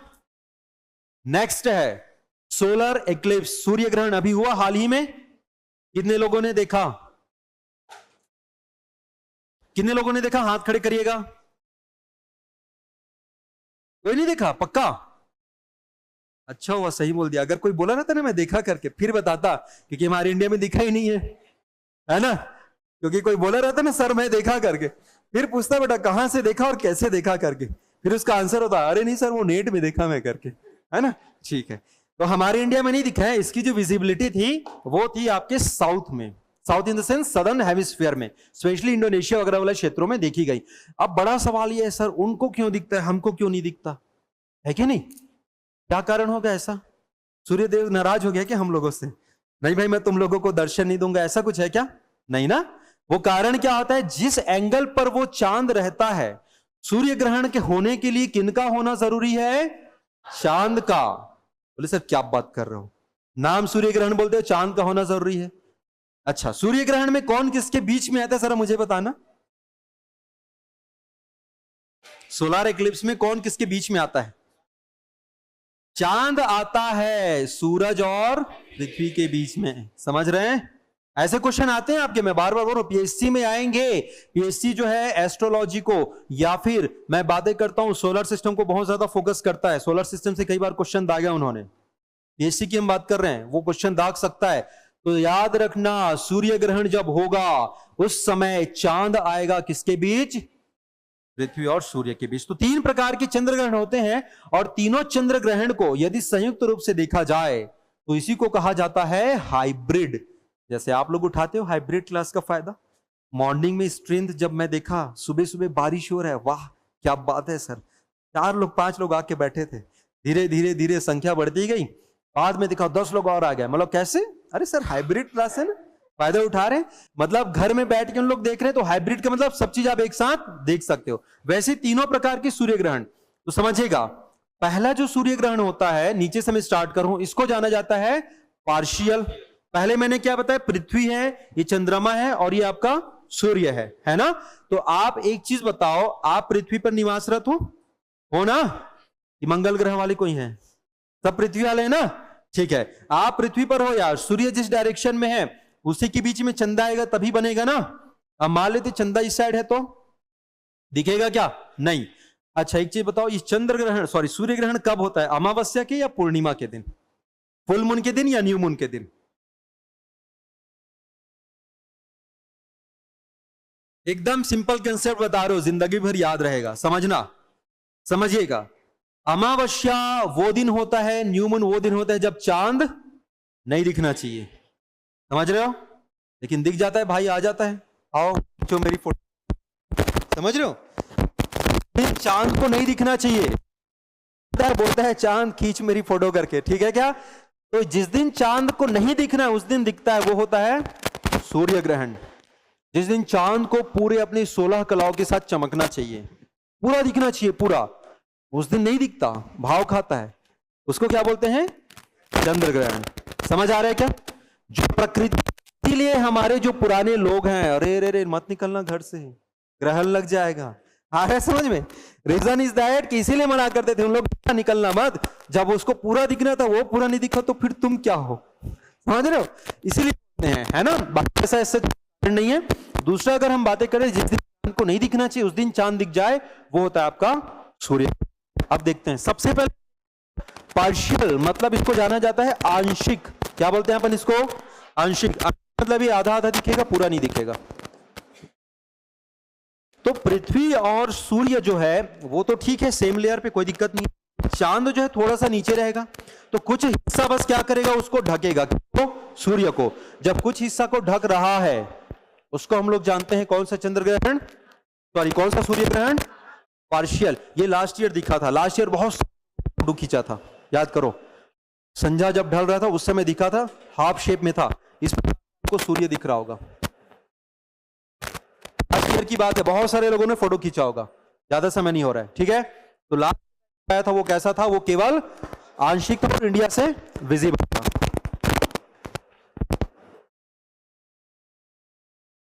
हो गया? दूसरा जो होता है दोस्त, इसको जाना जाता है एनुलर कहते हैं। क्या बोलते हैं अपन इसको? एनुलर का मतलब होता है कि ये जो है ना इसको ढक देगा, लेकिन उसका आभा मंडल दिखेगा। आभा मंडल समझते हो? इसको अगर प्रैक्टिकल करना है तो कुछ मत करना, 2 लोग की जरूरत पड़ेगी, एक के पीछे लाइट जला देना उसकी मुंडी के पीछे में, और खड़े होकर देखना, लाइट तो नहीं दिखेगा लेकिन लाइट का प्रकाश पीछे में दिखेगा।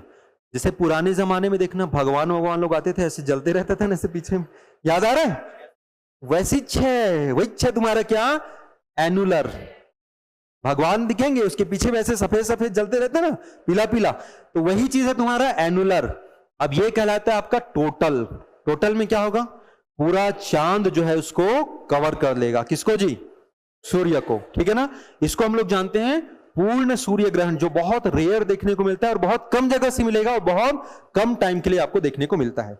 और जब तीनों का तीनों एक साथ हो जाए तो इसको हम लोग जानते हैं संकर। शंकर भगवान वाला नहीं, संकर मतलब हाइब्रिड, इसको कहा जाता है हाइब्रिड सूर्य ग्रहण। क्वेश्चन क्या क्या आ सकता है सर? एक तो सबसे पहला क्वेश्चन आएगा साधारण सा कि सूर्य ग्रहण कब होता है, तो आप बताना सर अमावस्या वाले दिन, मतलब न्यू मून वाले दिन। दूसरा क्वेश्चन कब होता है, मतलब कौन कौन बीच में आता है, सूर्य और पृथ्वी के बीच में कौन आता है, चंद्रमा आता है। कितने प्रकार के होते हैं, 3। क्या क्या आपका, पार्शियल, एन्युलर और टोटल। पूर्ण चंद्र ग्रहण, एनुलर और आंशिक, ठीक है ना। और क्या पूछा जाएगा फिर, हाइब्रिड क्या होता है, जब तीनों एक साथ हो जाए तो उसको हम लोग जानते हैं हाइब्रिड।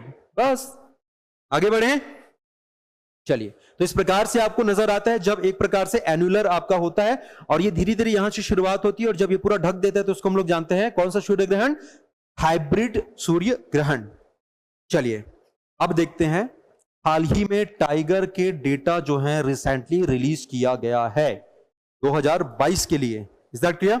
अब इस डेटा की अगर यहां पर मैं बातें करता हूं तो इसके पहले जो डेटा रिलीज किया गया था वो जो डेटा पुराना था, अभी आपके नए डेटा आ चुके हैं। साथ ही साथ आपको यह भी याद रखना मेरे दोस्त, हर वर्ष आप इतिहास के क्वेश्चन उठा के देख लेना, जब जब कोई भी घटना के 100 वर्ष पूरे हुए हैं उनके क्वेश्चन जरूर बने हैं। चाहे चौरा चौरी से ले लो, आप चौरी चौरा से ले लो, चाहे असहयोग आंदोलन का ले लो, भारत छोड़ो का 75 ईयर हुआ तो भी क्वेश्चन आया था। इस प्रोजेक्ट टाइगर के कितने वर्ष पूरे हो चुके हैं, 150 वर्ष। 100 वर्ष तो हमको भाई मतलब समझना, अभी तो आजाद हुए नहीं हुए, ठीक है। इसके कितने हो चुके हैं, 50 वर्ष। कब आया था जी, माइनस कर लो,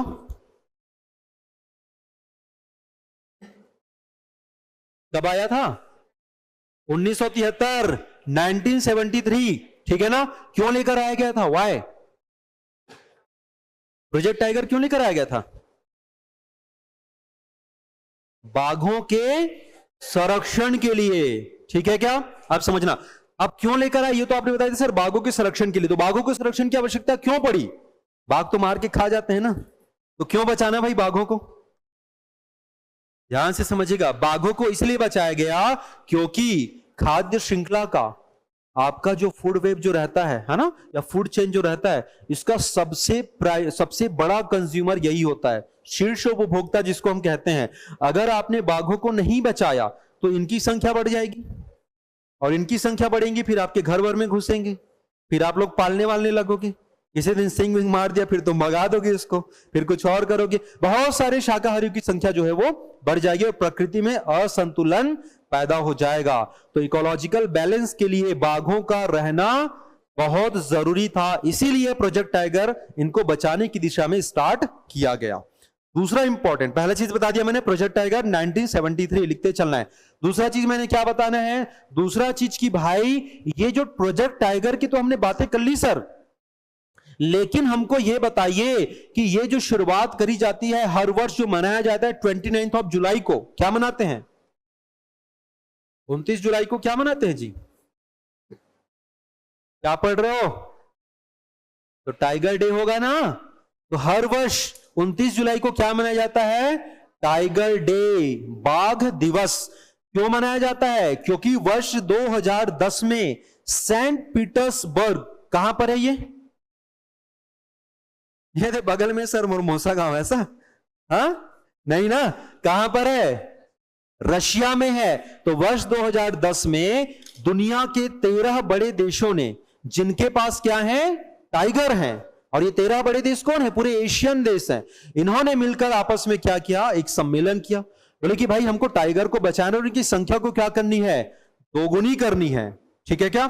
और इसी उद्देश्य से शुरुआत किया गया प्रोजेक्ट टाइगर को, मतलब सॉरी उसको एक नए सिरे से, और फिर एक नई संस्था का गठन किया गया था उसी के पहले, जिस संस्था का नाम था दोस्तों याद रखना, एनटीसीए। और एनटीसीए का नाम होता है नेशनल टाइगर कंजर्वेशन अथॉरिटी। यही वो अथॉरिटी है, यही वो प्राधिकरण है जो बताएगी कि इस क्षेत्र को टाइगर रिजर्व का दर्जा दिया जाना है या फिर नहीं। तो प्रश्न आ सकता है वो कौन सी संस्था, वो कौन से प्राधिकरण है, तो आपको बताना है राष्ट्रीय बाघ संरक्षण प्राधिकरण, नेशनल टाइगर कंजर्वेशन अथॉरिटी, जो क्या तय करेगी कि किसी क्षेत्र को हमको टाइगर रिजर्व का दर्जा देना है या फिर नहीं। ठीक है, हमारे भारत में कुल टाइगर रिजर्व की जो संख्या है वो कितनी है, फिलहाल 54 है, और आने वाले समय में 4-5 और नए टाइगर रिजर्व आपको देखने को मिलेंगे। ठीक है, क्या समझ आया? तो टाइगर रिजर्व की स्थापना 1973 में, इस पर सम्मेलन आयोजित किया गया सेंट पीटर्सबर्ग में वर्ष 2010 में 29 जुलाई, और इसीलिए 29 जुलाई को जाना जाता है किसके रूप में, टाइगर डे के रूप में। क्यों संरक्षण किया जाता है मैंने ऑलरेडी आप लोगों को बता दिया। अब एक और महत्वपूर्ण चीज जो मैं आपको बताना चाहता हूं, ये टाइगर में कुछ नजर आ रहे हैं यहां पर, इसको क्या बोलते हैं हम लोग, स्ट्राइप्स कहते हैं, बहुत इंपॉर्टेंट है याद रखना। धारियां, क्या बोलते हैं अपन इसको, धारियां, या फिर इसको जाना जाता है स्ट्राइप्स के रूप में। और इसी के नाम पर एक ऐप बनाया गया था। ये क्वेश्चन भी आ चुका है तुम्हारा कि what is the M stripes. तो याद रखना एम स्ट्राइप्स होता है जितने भी बाघ हैं इनमें लगाई जाती थी कॉलर आईडी। कॉलर आईडी का मतलब ऐसे यहां पे ऐसे बांधा जाता है और इसमें लगाया जाता है जीपीएस, नैनो चिप। बहुत सारी साउथ मूवीज में देखना, किसी को पहले सुला देंगे, बेहोश कर देंगे, फिर हॉस्पिटल में ले जाएंगे, फिर ऐसे ऑपरेशन करके यहाँ पे डालते हैं, फिर ट्रैक करते रहते हैं, है ना, मुहिम दिखाते हैं ना वैसी। तो वैसे ही हम लोग अभी देखो ना, पुष्पा मूवी में भी ट्रेलर देखा है, पुष्पा 2 का देखा है, उसमें एम स्ट्राइप का यूज हुआ है। अरे मजाक नहीं कर रहा हूं, सीरियसली भाई, आप मूवी से सीखो ना। पुष्पा मूवी का ट्रेलर नहीं देखा तो जाके देख लेना क्लास के बाद। और लास्ट में ऐसे आता है अभी भी जिंदा है ऐसे करके जो बोलता है ना, तो वो जो जिंदा है ना वो शेर दिखता है भाई। वो किस में देख रहा है, वो टीवी में देख रहा है। और वो कैसे देख पा रहे, क्योंकि उसमें यहां पर चिप लगा हुआ है। Is that clear? तो एम स्ट्राइप वो एक ऐप था जिसके माध्यम से इन टाइगर के बारे में क्या कर सकते थे, हम जानकारी ले सकते थे, निरीक्षण ले सकते थे। मान लेते हैं टाइगर इधर से उधर मूवमेंट कर रहा है, मतलब ठीक है। अब मान लेते 2 दिन तक पड़ा है, इसका मतलब कुछ तो गड़बड़ है दया, है ना। तो जाके क्या किया जाएगा, फिर वहां पे चेक किया जाएगा। इसीलिए क्या किया गया था, एम स्ट्राइप जो है वो लेकर आया गया था। Is that clear?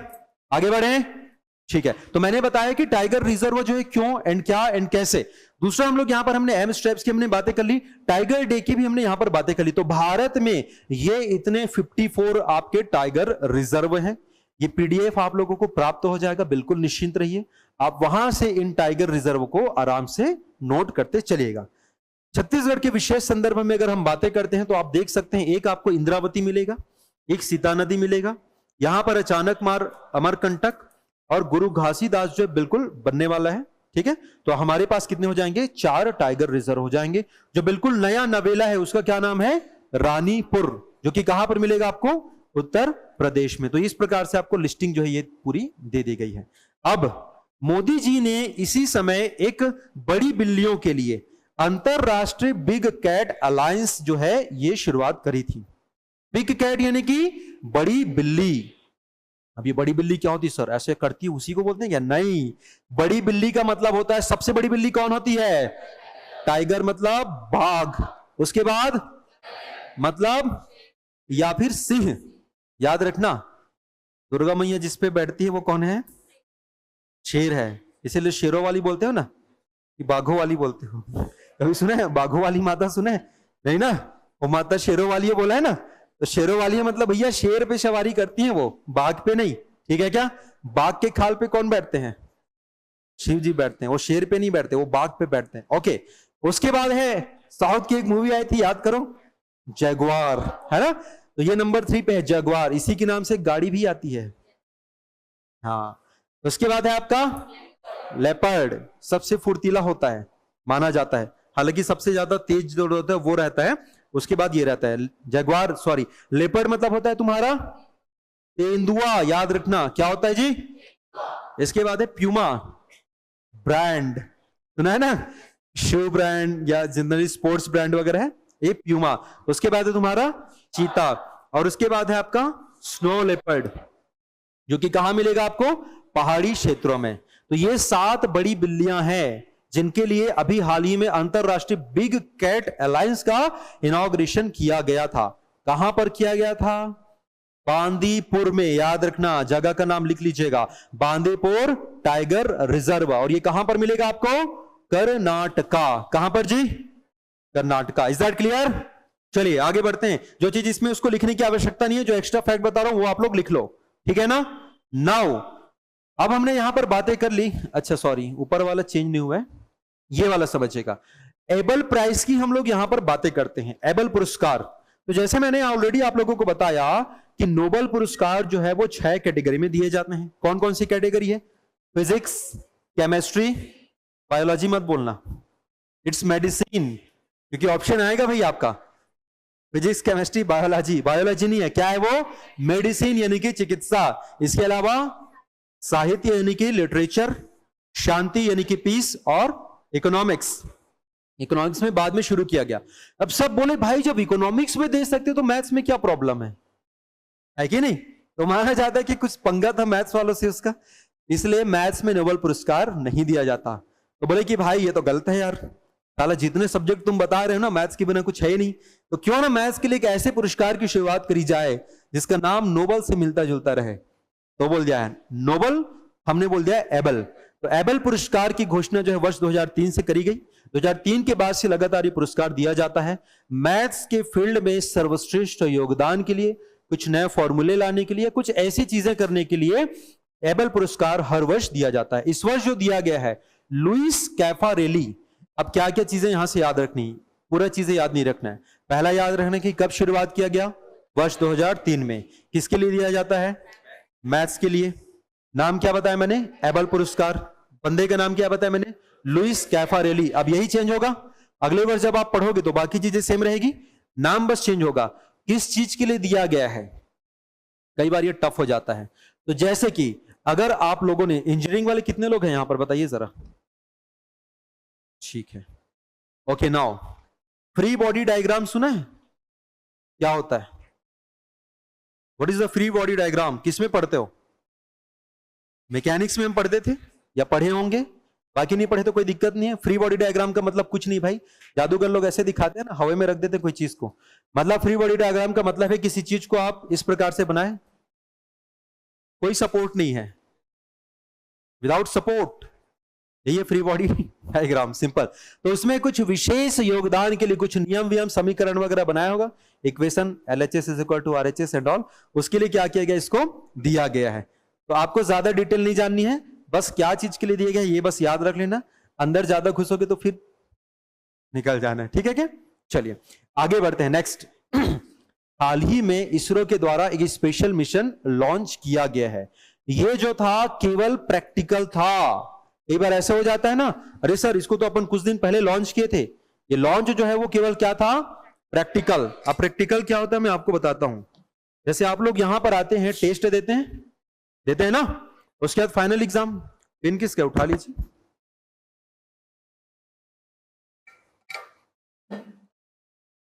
यहां पर आप लोग टेस्ट देते हैं, टेस्ट के बाद क्या देते हो?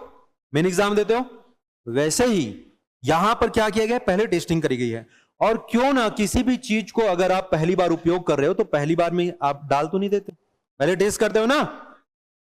गाड़ी वाड़ी खरीदते हो तो टेस्ट ड्राइव करते हो कि नहीं? अरे वहां का नहीं करते हो कि दूसरे का तो किए रहते हो कि एकदम अरे नहीं वो लिया तो मैं भी लूंगा। वैसे कभी मत करना भाई, पहले देख लो, टेस्ट कर लो, फिर लो। और वैसे भी ये तो बहुत बड़ा मिशन था, तो पहले हमने क्या किया? इसका एक प्रोटोटाइप भेजा। प्रोटोटाइप का मतलब क्या होता है? उसी प्रकार का जो हमको बनाना है उसको छोटा रूप में बनाकर हम क्या करते हैं? पहले टेस्टिंग करते हैं। अगर सक्सेस हुआ तो ठीक है, नहीं हुआ तो कुछ मॉडिफाई करेंगे। अब क्या होता था कि हम लोग जितने भी सैटेलाइट लॉन्च करते थे, सैटेलाइट लॉन्च मतलब समझना, SLV का मतलब होता है सैटेलाइट लॉन्च व्हीकल्स। तो जितने भी सैटेलाइट लॉन्च किया जाता था उसमें अगर इतना बड़ा सैटेलाइट है, ध्यान से समझिएगा, ये पूरा लॉन्च व्हीकल है ना, उसमें इतना हिस्सा बस रहता था क्या? आपका सैटेलाइट। बाकी क्या रहता था सर? उसको ऊपर उठाने के लिए। अब आप बोलोगे सर जब इतना छोटा सा सैटेलाइट था उसी में नहीं लगा देते? भाई ये लोग नीचे आते हैं गिर के, ठीक है क्या? इनका कोई काम नहीं रहता, काम रहता है इनका ऊपर जाने के पहले एकदम ऐसे रहता है, ऊपर जाने के बाद ऐसे फैलता है, ऐसे बैठे रहता चुपचाप, है ना, ऊपर जाने के बाद वो ऐसा फैलता है। और इसमें फिर बहुत सारे और पार्ट रहते हैं जिसको आप लोग बाद में कभी पढ़िएगा, जैसे कि एक को लैंडर बोलते हैं, फिर रोवर बोलते हैं, फिर ऑर्बिटर बोलते हैं। वो सब इसके अंदर का पार्ट है, किसका, वो सैटेलाइट के अंदर का। तो उसमें भी मेन जो रहता है वो लैंडर लैंड करा दिया, ठीक है क्या, ऑर्बिटर गोल गोल घुमा, और रोवर जो रहता है उसी का रोल रहता है, वही गोल गोल फिर इधर उधर जाता है। लेकिन ये कब होता है, जब आप उसको किसी धरती पर वाली जगह पर उतारोगे, और अगर अंतरिक्ष में छोड़ रहे हो तो आपको पूरा चीज चाहिए, ऑर्बिटर घूमने वाला। तो ये पार्ट रहता है, जिसको कभी बाद में अपन और पढ़ लेंगे डिटेल में। फिलहाल हम यहां पर बातें कर रहे हैं इस लॉन्च व्हीकल की। अब इसमें बहुत सारे आते हैं, जैसे कि PSLV आपने सुना होगा, GSLV आपने सुना होगा। तो हम लोग क्या करते थे, इतने सारे व्हीकल लॉन्च करने के बाद उसको वैसे ही छोड़ देते थे, फेंक देते थे। तो एलन मस्क का भाई साहब ने सबसे पहले किया था फाल्कन 9 करके। एलन मस्क का कौन है पता है ना? कितने लोग को नहीं पता है? नहीं पता है तो नहीं पता, उसमें कौन सी बड़ी बात है, फिर बताएंगे। कितने लोग को नहीं पता एलन मस्क? आपको नहीं पता है? आपको नहीं पता है? ठीक है। अच्छा, कितने लोग को पता है जी? एक बार हाथ खड़े करना। एलन मस्क, चलो टेक चंद बताएगा कौन है जी टेक चंद एलन मस्क? क्या बोले जी? दुनिया का सबसे अमीर आदमी जिन्होंने ट्विटर खरीद लिया है। साथ ही साथ इनकी 2 बड़ी कंपनियां हैं, एक का नाम है स्पेस एक्स और एक का नाम है टेस्ला। अब टेस्ला तो सुना होगा, बिना ड्राइवर के कार, आराम से बैठ जाओ मजे करो। लेकिन अगर उन्होंने गलत डिटेक्ट कर लिया, फिर सीधा तुम वहां पे करना मजे स्वर्गलोक में, है ना, अप्सराओं के साथ। तो बिना ड्राइवर की जो कार जो बनाया जिस बंदे ने, उसका नाम था एलन मस्क, उसकी कंपनी थी क्या, टेस्ला। उसकी एक और कंपनी है जिसका नाम है स्पेस एक्स। वो स्पेस एक्स क्या करते हैं, बहुत सारे सैटेलाइट वगैरह लॉन्च करता है। आपको यकीन नहीं होगा, ये चांद वांद तो छोड़ो, वो सूर्य को भेजता है भाई सीधा। चांद वांद तो तुम भेजो, मैं तो सूर्य को भेजूंगा। सूर्य का तापमान पता है ना, और उसकी किस्मत भी खराब, अभी सौर तूफान में इतने सारे उसके नष्ट हो गए, फिर भी बंदा हार ही नहीं मानता। अपन करेंगे भाई, अपन करेंगे, कोई दिक्कत नहीं है। चिड़िया को जो कुत्ता बना दे वही एलन मस्क, चिड़िया को कुत्ता बना दे। इसका मीनिंग समझ रहे हो? ट्विटर का साइन क्या था पहले, चिड़िया, अभी कुत्ता हो गया है। तो चिड़िया को जो कुत्ता बना दे वही एलन मस्क। तो एलन मस्क ने किया था सबसे पहले फाल्कन 9 में, और उसका प्रयोग क्या रहा, सफल रहा। अपन भी वही करते हैं ना, कोई सामने वाला करता है, जब वो कर सकता है तो मैं क्यों नहीं। तो अपन भी किए, इसरो भी बोले कि यार बहुत हो गया, अब तो करके दिखाएंगे अपन। तो हमने क्या किया, हमने एक ऐसा टेस्टिंग किया जिसके माध्यम से क्या कर सके कि वापस जो लॉन्च व्हीकल है उसको धरती में ला सके। आप बोलोगे सर उसका क्या मतलब, भाई रीलॉन्च करेंगे ना, इसलिए तो बोला गया ना आपको, रीलॉन्च व्हीकल। ARLV का मतलब होता है उसको पुनः हम उपयोग कर सकते हैं। ये कहां पर किया गया, चित्रदुर्ग। कहां पर है जी ये, कर्नाटका। अब फिर से क्या क्या चीजें याद रखनी है, किन्होंने लॉन्च किया या किन्होंने टेस्टिंग किया, इसरो ने किया।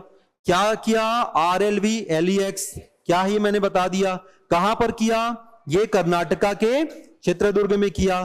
किसके साथ किया, ये भी इंपॉर्टेंट है। तो एयरफोर्स का यहां पर इन्होंने सहायता लिया। किसका सहायता लिया, एयरफोर्स का।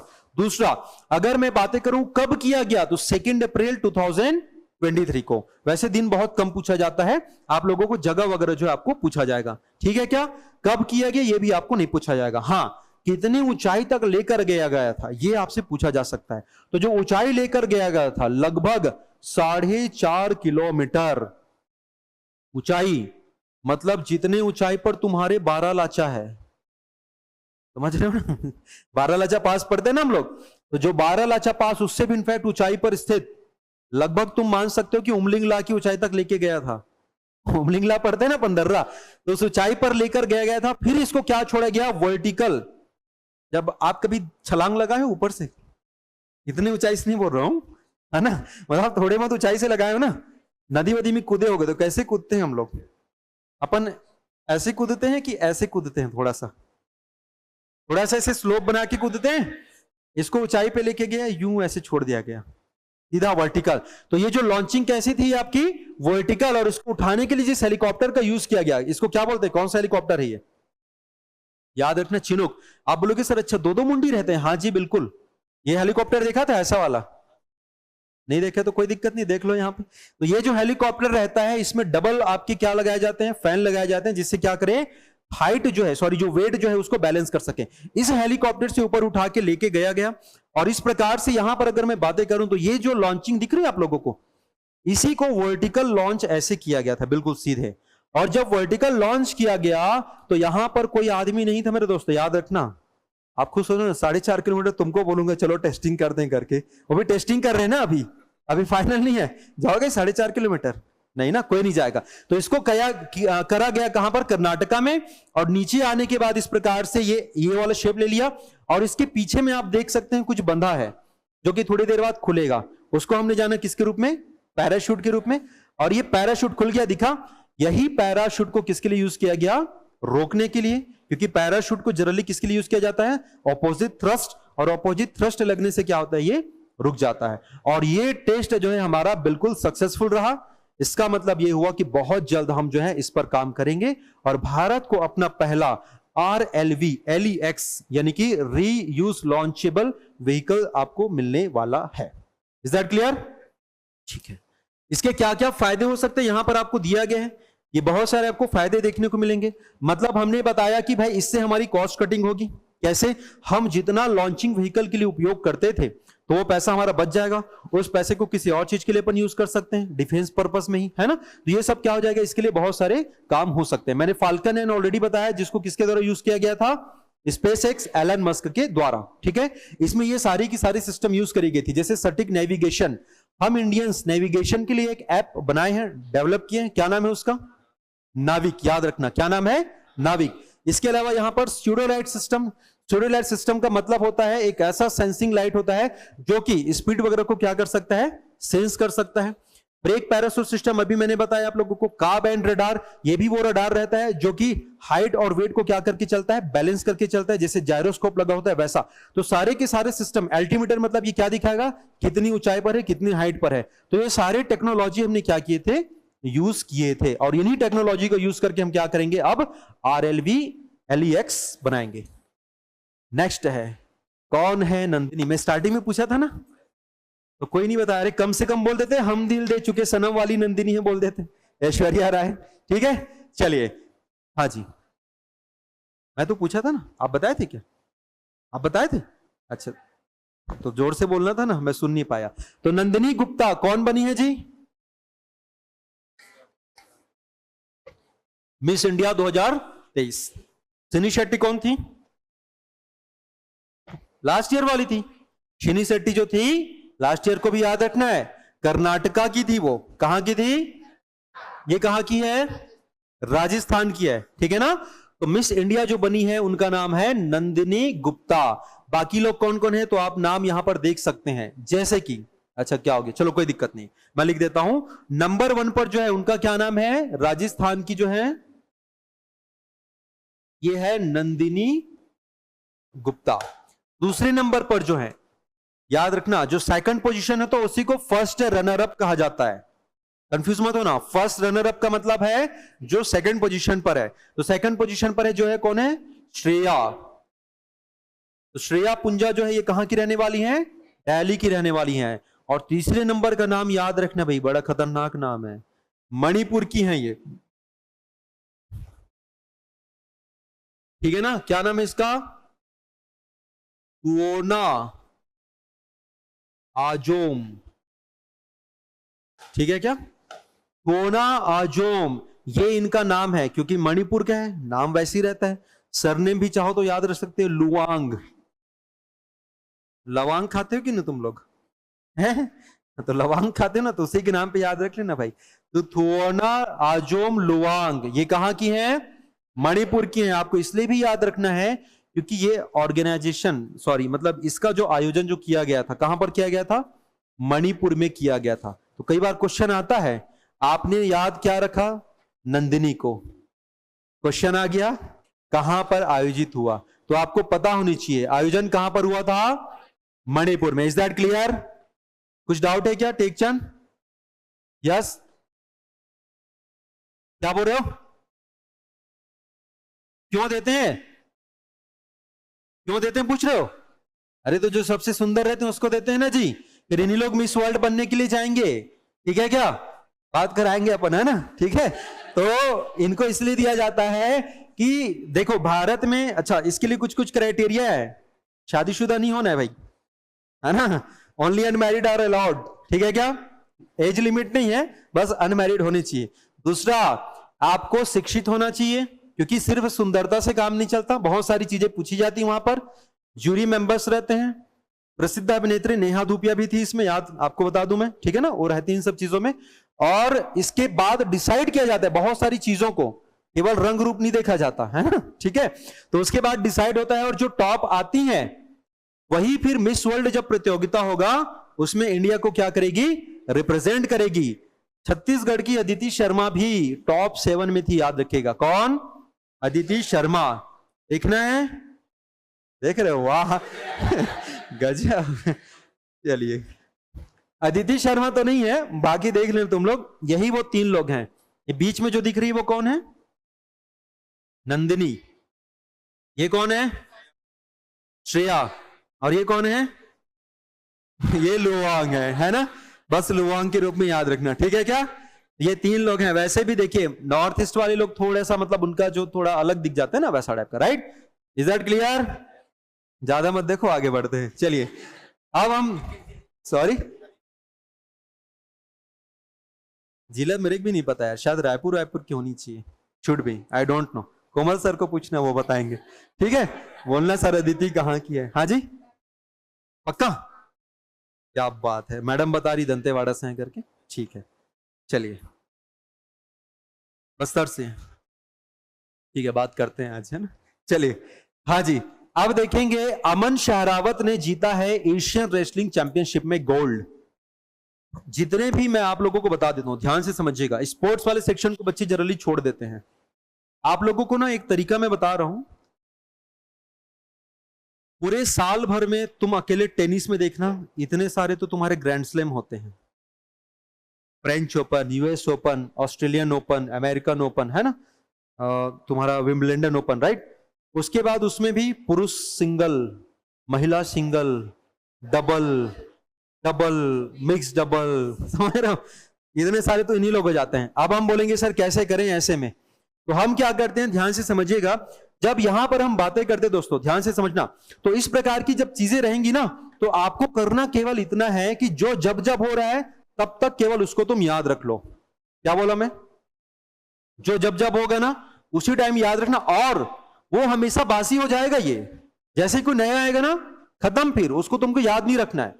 तो इसमें अपन 2 चीज कर सकते हैं, या तो कभी पढ़ो ही मत, पहला चीज, फिर 1 आध नंबर कटा निकले, रेडी रहो, फिर नहीं पढ़ोगे तो वही होगा ना, आएगा तो तुमसे बनेगा नहीं। लेकिन लालच में अगर पढ़ दिया, अरे यार एक बार देख ले तो क्या पता आ जाए, तो वो घातक सिद्ध होगा फिर, तो वो मत करना।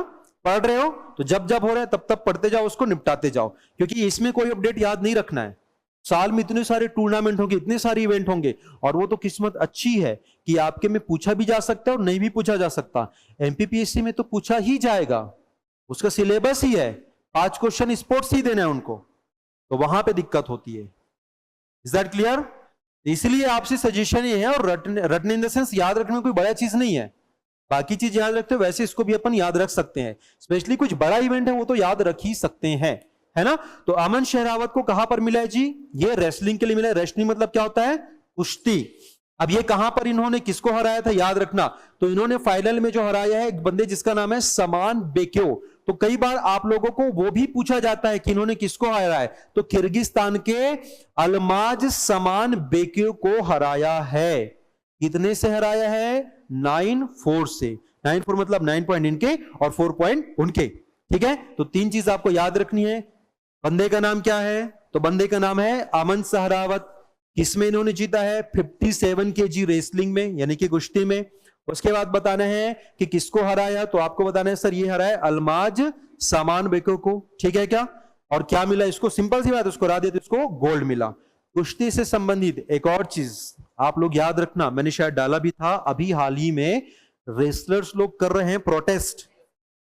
तो क्या पता, देखो प्रोटेस्ट का क्वेश्चन नहीं आएगा कि किसके खिलाफ प्रोटेस्ट किया, क्या किया, वहां से भले क्वेश्चन मत आए, लेकिन यह जरूर आ सकता है। क्योंकि आपकी जानकारी के लिए बता दूं, साक्षी मलिक नाम सुना है, क्या खासियत है उनकी, उस विशेष उपलब्धि बताइए उसका, साक्षी मलिक का विशिष्ट। ओलंपिक में इसमें मेडल जीतने वाली पहली महिला है वो। कर्णम मल्लेश्वरी तो भारोत्तोलन वाली थी।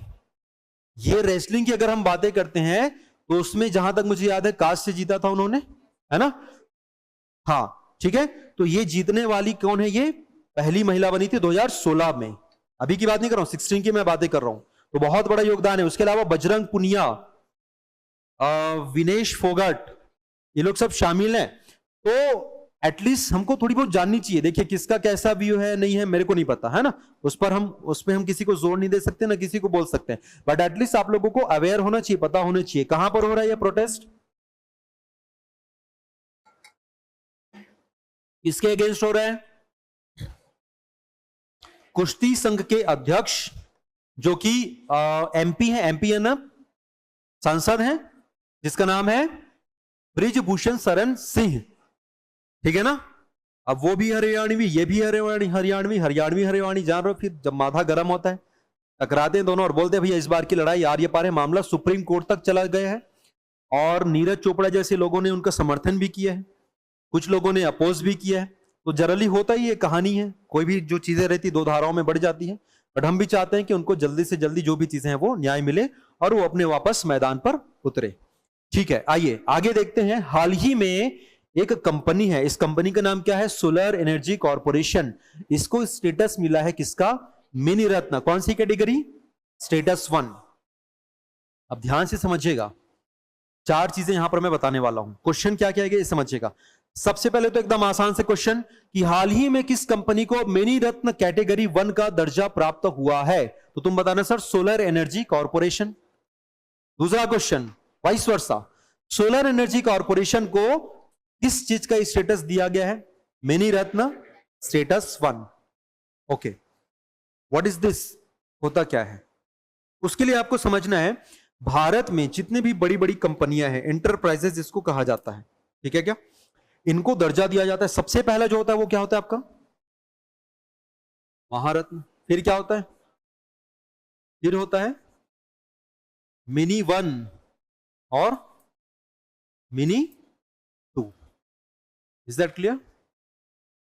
नीचे से चलते हैं। मिनी 2 का क्राइटेरिया कुछ ज्यादा बड़ा नहीं है, लेकिन मिनी 1 में अगर आपको आना है तो उस कंपनी को प्री टैक्स का मतलब होता है टैक्स लगने के पहले कम से कम 30% का क्या होना चाहिए, उसको प्रॉफिट होना चाहिए पिछले 3 वर्ष के दौरान। अगर ऐसा कर पाती है वो कंपनी, तो किसका दर्जा दिया जाएगा उसको, मिनी रत्न 1 का। अगर कोई कंपनी मिनी रत्न 1 में लिस्टेड है, अगर कोई कंपनी मिनी रत्न 1 ऑलरेडी है और उसके अंतर्गत यदि उसको क्लास 1 में या क्लास ए में रखा गया है, क्या बोल रहा हूं मैं, कोई कंपनी है जो मिनी रत्न 1 कैटेगरी में है, उसमें भी बहुत सारे क्लास बनाए जाते हैं, class A, class B, class C. अगर क्लास ए में है और इनका परफॉर्मेंस, इनका स्कोर 60% से अबव है, तब इसको किसका स्टेटस दिया जाएगा, नवरत्न का। अगर कोई कंपनी नवरत्न है जिसका नेट प्रॉफिट पिछले 3 वर्ष में, 2 चीजें समझिएगा, एक होता है नेट प्रॉफिट होता है और एक होता है नेट वर्थ होता है, ठीक है क्या। नेट वर्थ अगर है इसका 25,000 करोड़, कितने करोड़, और यदि अगर मैं प्रॉफिट की बातें करता हूं तो लगभग 15,000 करोड़, तब उसको दर्जा दिया जाता है महारत्न कंपनियों का। Is that clear. इतना डिटेल नहीं आएगा, फिर भी बस अपने माइंड में याद रखना है। तो चलिए, मिनी रत्न तो बहुत सारी कंपनी है, 60-65 उतनों की याद नहीं रखना है। नवरत्न भी लगभग 12 कंपनी है, वो भी याद नहीं रखना है। महारत्न से कई बार आपके क्वेश्चंस आते हैं क्योंकि बहुत बड़ी कंपनियां होती हैं और बहुत फेमस कंपनियां होती हैं, राइट। जैसे कि आप याद रखना, जब आप पेट्रोल डलाने जाते हो तो किसमें डलवाते हो जी, मतलब गाड़ी में डलवाओगे ऑफ कोर्स, इससे डलवाते हो, कौन कौन सी कंपनी है, एक ओएनजीसी, कौन बोला, कोई ओएनजीसी बोला क्या, ओएनजीसी डलवाते हैं, इंडियन ऑयल ना, आईओसीएल, बीपीसीएल और एचपीसीएल, कुछ नहीं है, सब इंडिया के ही नाम है। इंडिया, भारत और हिंदुस्तान, हो गया, 3 नाम याद हो गए। फिर देखो पेट्रोल डलाने के बाद क्या करोगे, घूमने जाओगे ना, कहाँ घूमने जाएंगे? एनटीपीसी जाएंगे क्या? ठीक है क्या? चलो, तो पेट्रोल डलाने के बाद किधर चलेंगे अपन? एनटीपीसी। एनटीपीसी में क्या होता है? Power generation. तो पावर जनरेशन के लिए क्या क्या चाहिए? जो चीजें चाहिए आपको, पावर ग्रिड कंपनी, और एक है पावर फाइनेंस, जो पैसा देगी उसको फाइनेंस करेगी। ठीक है क्या? एक है पावर ग्रिड कॉर्पोरेशन लिमिटेड और एक है आपका पावर फाइनेंस। कितना हो गया जी? 6 हो गया। 6 और याद रखने, ये समझ आएगा ना? आपने 3 जगह से फुल कराया टंकी, एक अपने पैसे से, एक किसी और के पैसे से, और एक उधारी वाला। अब टंकी फुल करा के आप चले गए एनटीपीसी। एनटीपीसी में क्या देखा आपने? पावर ग्रिड है खूब सारे, पावर ग्रिड से पावर फाइनेंस भी चाहिए आपको, पैसा चाहिए ना इन्वेस्टमेंट करने के लिए। अब यार एनटीपीसी में जो पावर जनरेट होगा उसके लिए क्या चाहिए? कोल चाहिए ना, बिना कोयले के होगा क्या? तो CIL, coal India limited. Is that clear? अब पावर जो बन रहा है, पावर जब बनेगा तो उसका उपयोग कहां करोगे आप? प्लांट में करोगे। मान लेते हैं हम कौन से प्लांट में कर रहे हैं? भिलाई स्टील प्लांट में कर रहे हैं। मतलब किस में कर रहे हैं अपन? सेल में कर रहे हैं। सेल के अलावा अगर मैं बातें करूं तो बड़ी बड़ी आपकी इलेक्ट्रिक मशीन्स बनेंगी। इलेक्ट्रिक मशीन्स जो बनाई जाती है उस कंपनी का नाम है भेल। क्या नाम है जी? अब ये बगल में ठेला वाला भेल नहीं है, ये है Bharat heavy electrical limited. Is that clear? तो आपने कहां पर यूज कर लिया? भेल में। अब भेल के बाद सर गेल में भी यूज कर लेते हैं। गेल मतलब होता है gas authority of India limited. उसके बाद ये बच्ची बोली इसको भी यूज कर लेते हैं, ONGC। क्यों किसी का दिल दुखाए, है कि नहीं? तो ONGC भी रख लेते हैं। Is that clear? हो गया क्या जी? एक आध बचा है, एक बच गया। क्या बच गया यार? 1 2 3 4 5 6 7 8 9 10 11। हाँ, अब देखना, सब चीज को आपने देखा, आपने ग्रामीण क्षेत्र को छोड़ दिया। REC याद रखिएगा। तो क्या बचेगा जी आपका? ये लेटेस्ट है ना, ये REC मतलब रूरल इलेक्ट्रिफिकेशन कॉर्पोरेशन लिमिटेड, यानी कि ग्रामीण विद्युतीकरण जो विभाग है, निगम है, उसको भी इस महारत्न का स्टेटस प्राप्त हुआ है। देखो, मजाक मजाक में याद हो गया, पूरा हो गया ना? बाकी जिनको और डिटेल चाहिए तो लिस्टिंग यहां पर दी गई है जी, ये पूरा आप देख लेना। Is that clear? तो यहां से आप PDF में लिख लीजिएगा। ये आपकी कौन सी है? महारत्न है, ये आपकी नवरत्न है। अब हम आते हैं इंपॉर्टेंट डेज की ओर जल्दी से, उसके बाद फिर मैं क्लास ओवर करूंगा क्योंकि कोमल सर की क्लासेस है। ठीक है? तो विश्व जो आपका स्वास्थ्य दिवस है कब मनाया जाता है? 7 अप्रैल। ठीक है क्या? क्यों मनाते हैं? क्योंकि इसी दिन इसकी WHO की स्थापना करी गई थी, है ना? WHO मतलब world health organization. Operation Meghdoot कब मनाया जाता है? 13 अप्रैल 1984 को हुआ क्या था? सियाचिन में हमारे सैनिकों ने इस ऑपरेशन को अंजाम दिया था, जिसके जो सूत्रधार थे, जिसका नाम था बाना सिंह, बताया था मैंने। उसके बाद वर्ल्ड हेरिटेज डे, विश्व विरासत दिवस कब मनाते हैं हम लोग? 18 अप्रैल को। हमारे इंडिया के 40 स्थल है जिसको यूनेस्को ने अपनी वर्ल्ड हेरिटेज लिस्ट में शामिल किया है। फिर कभी कुछ ऐसा होगा तो मैं डिटेल एक आध वीडियो लेके आ जाऊंगा जिसमें पूरे 40 प्लेसेस को बता दूंगा। ठीक है क्या? फिर है 19 अप्रैल, क्या मनाते हैं? Liver day. सबके पास लीवर है ना? पीछे अच्छे तो नहीं हो कोई?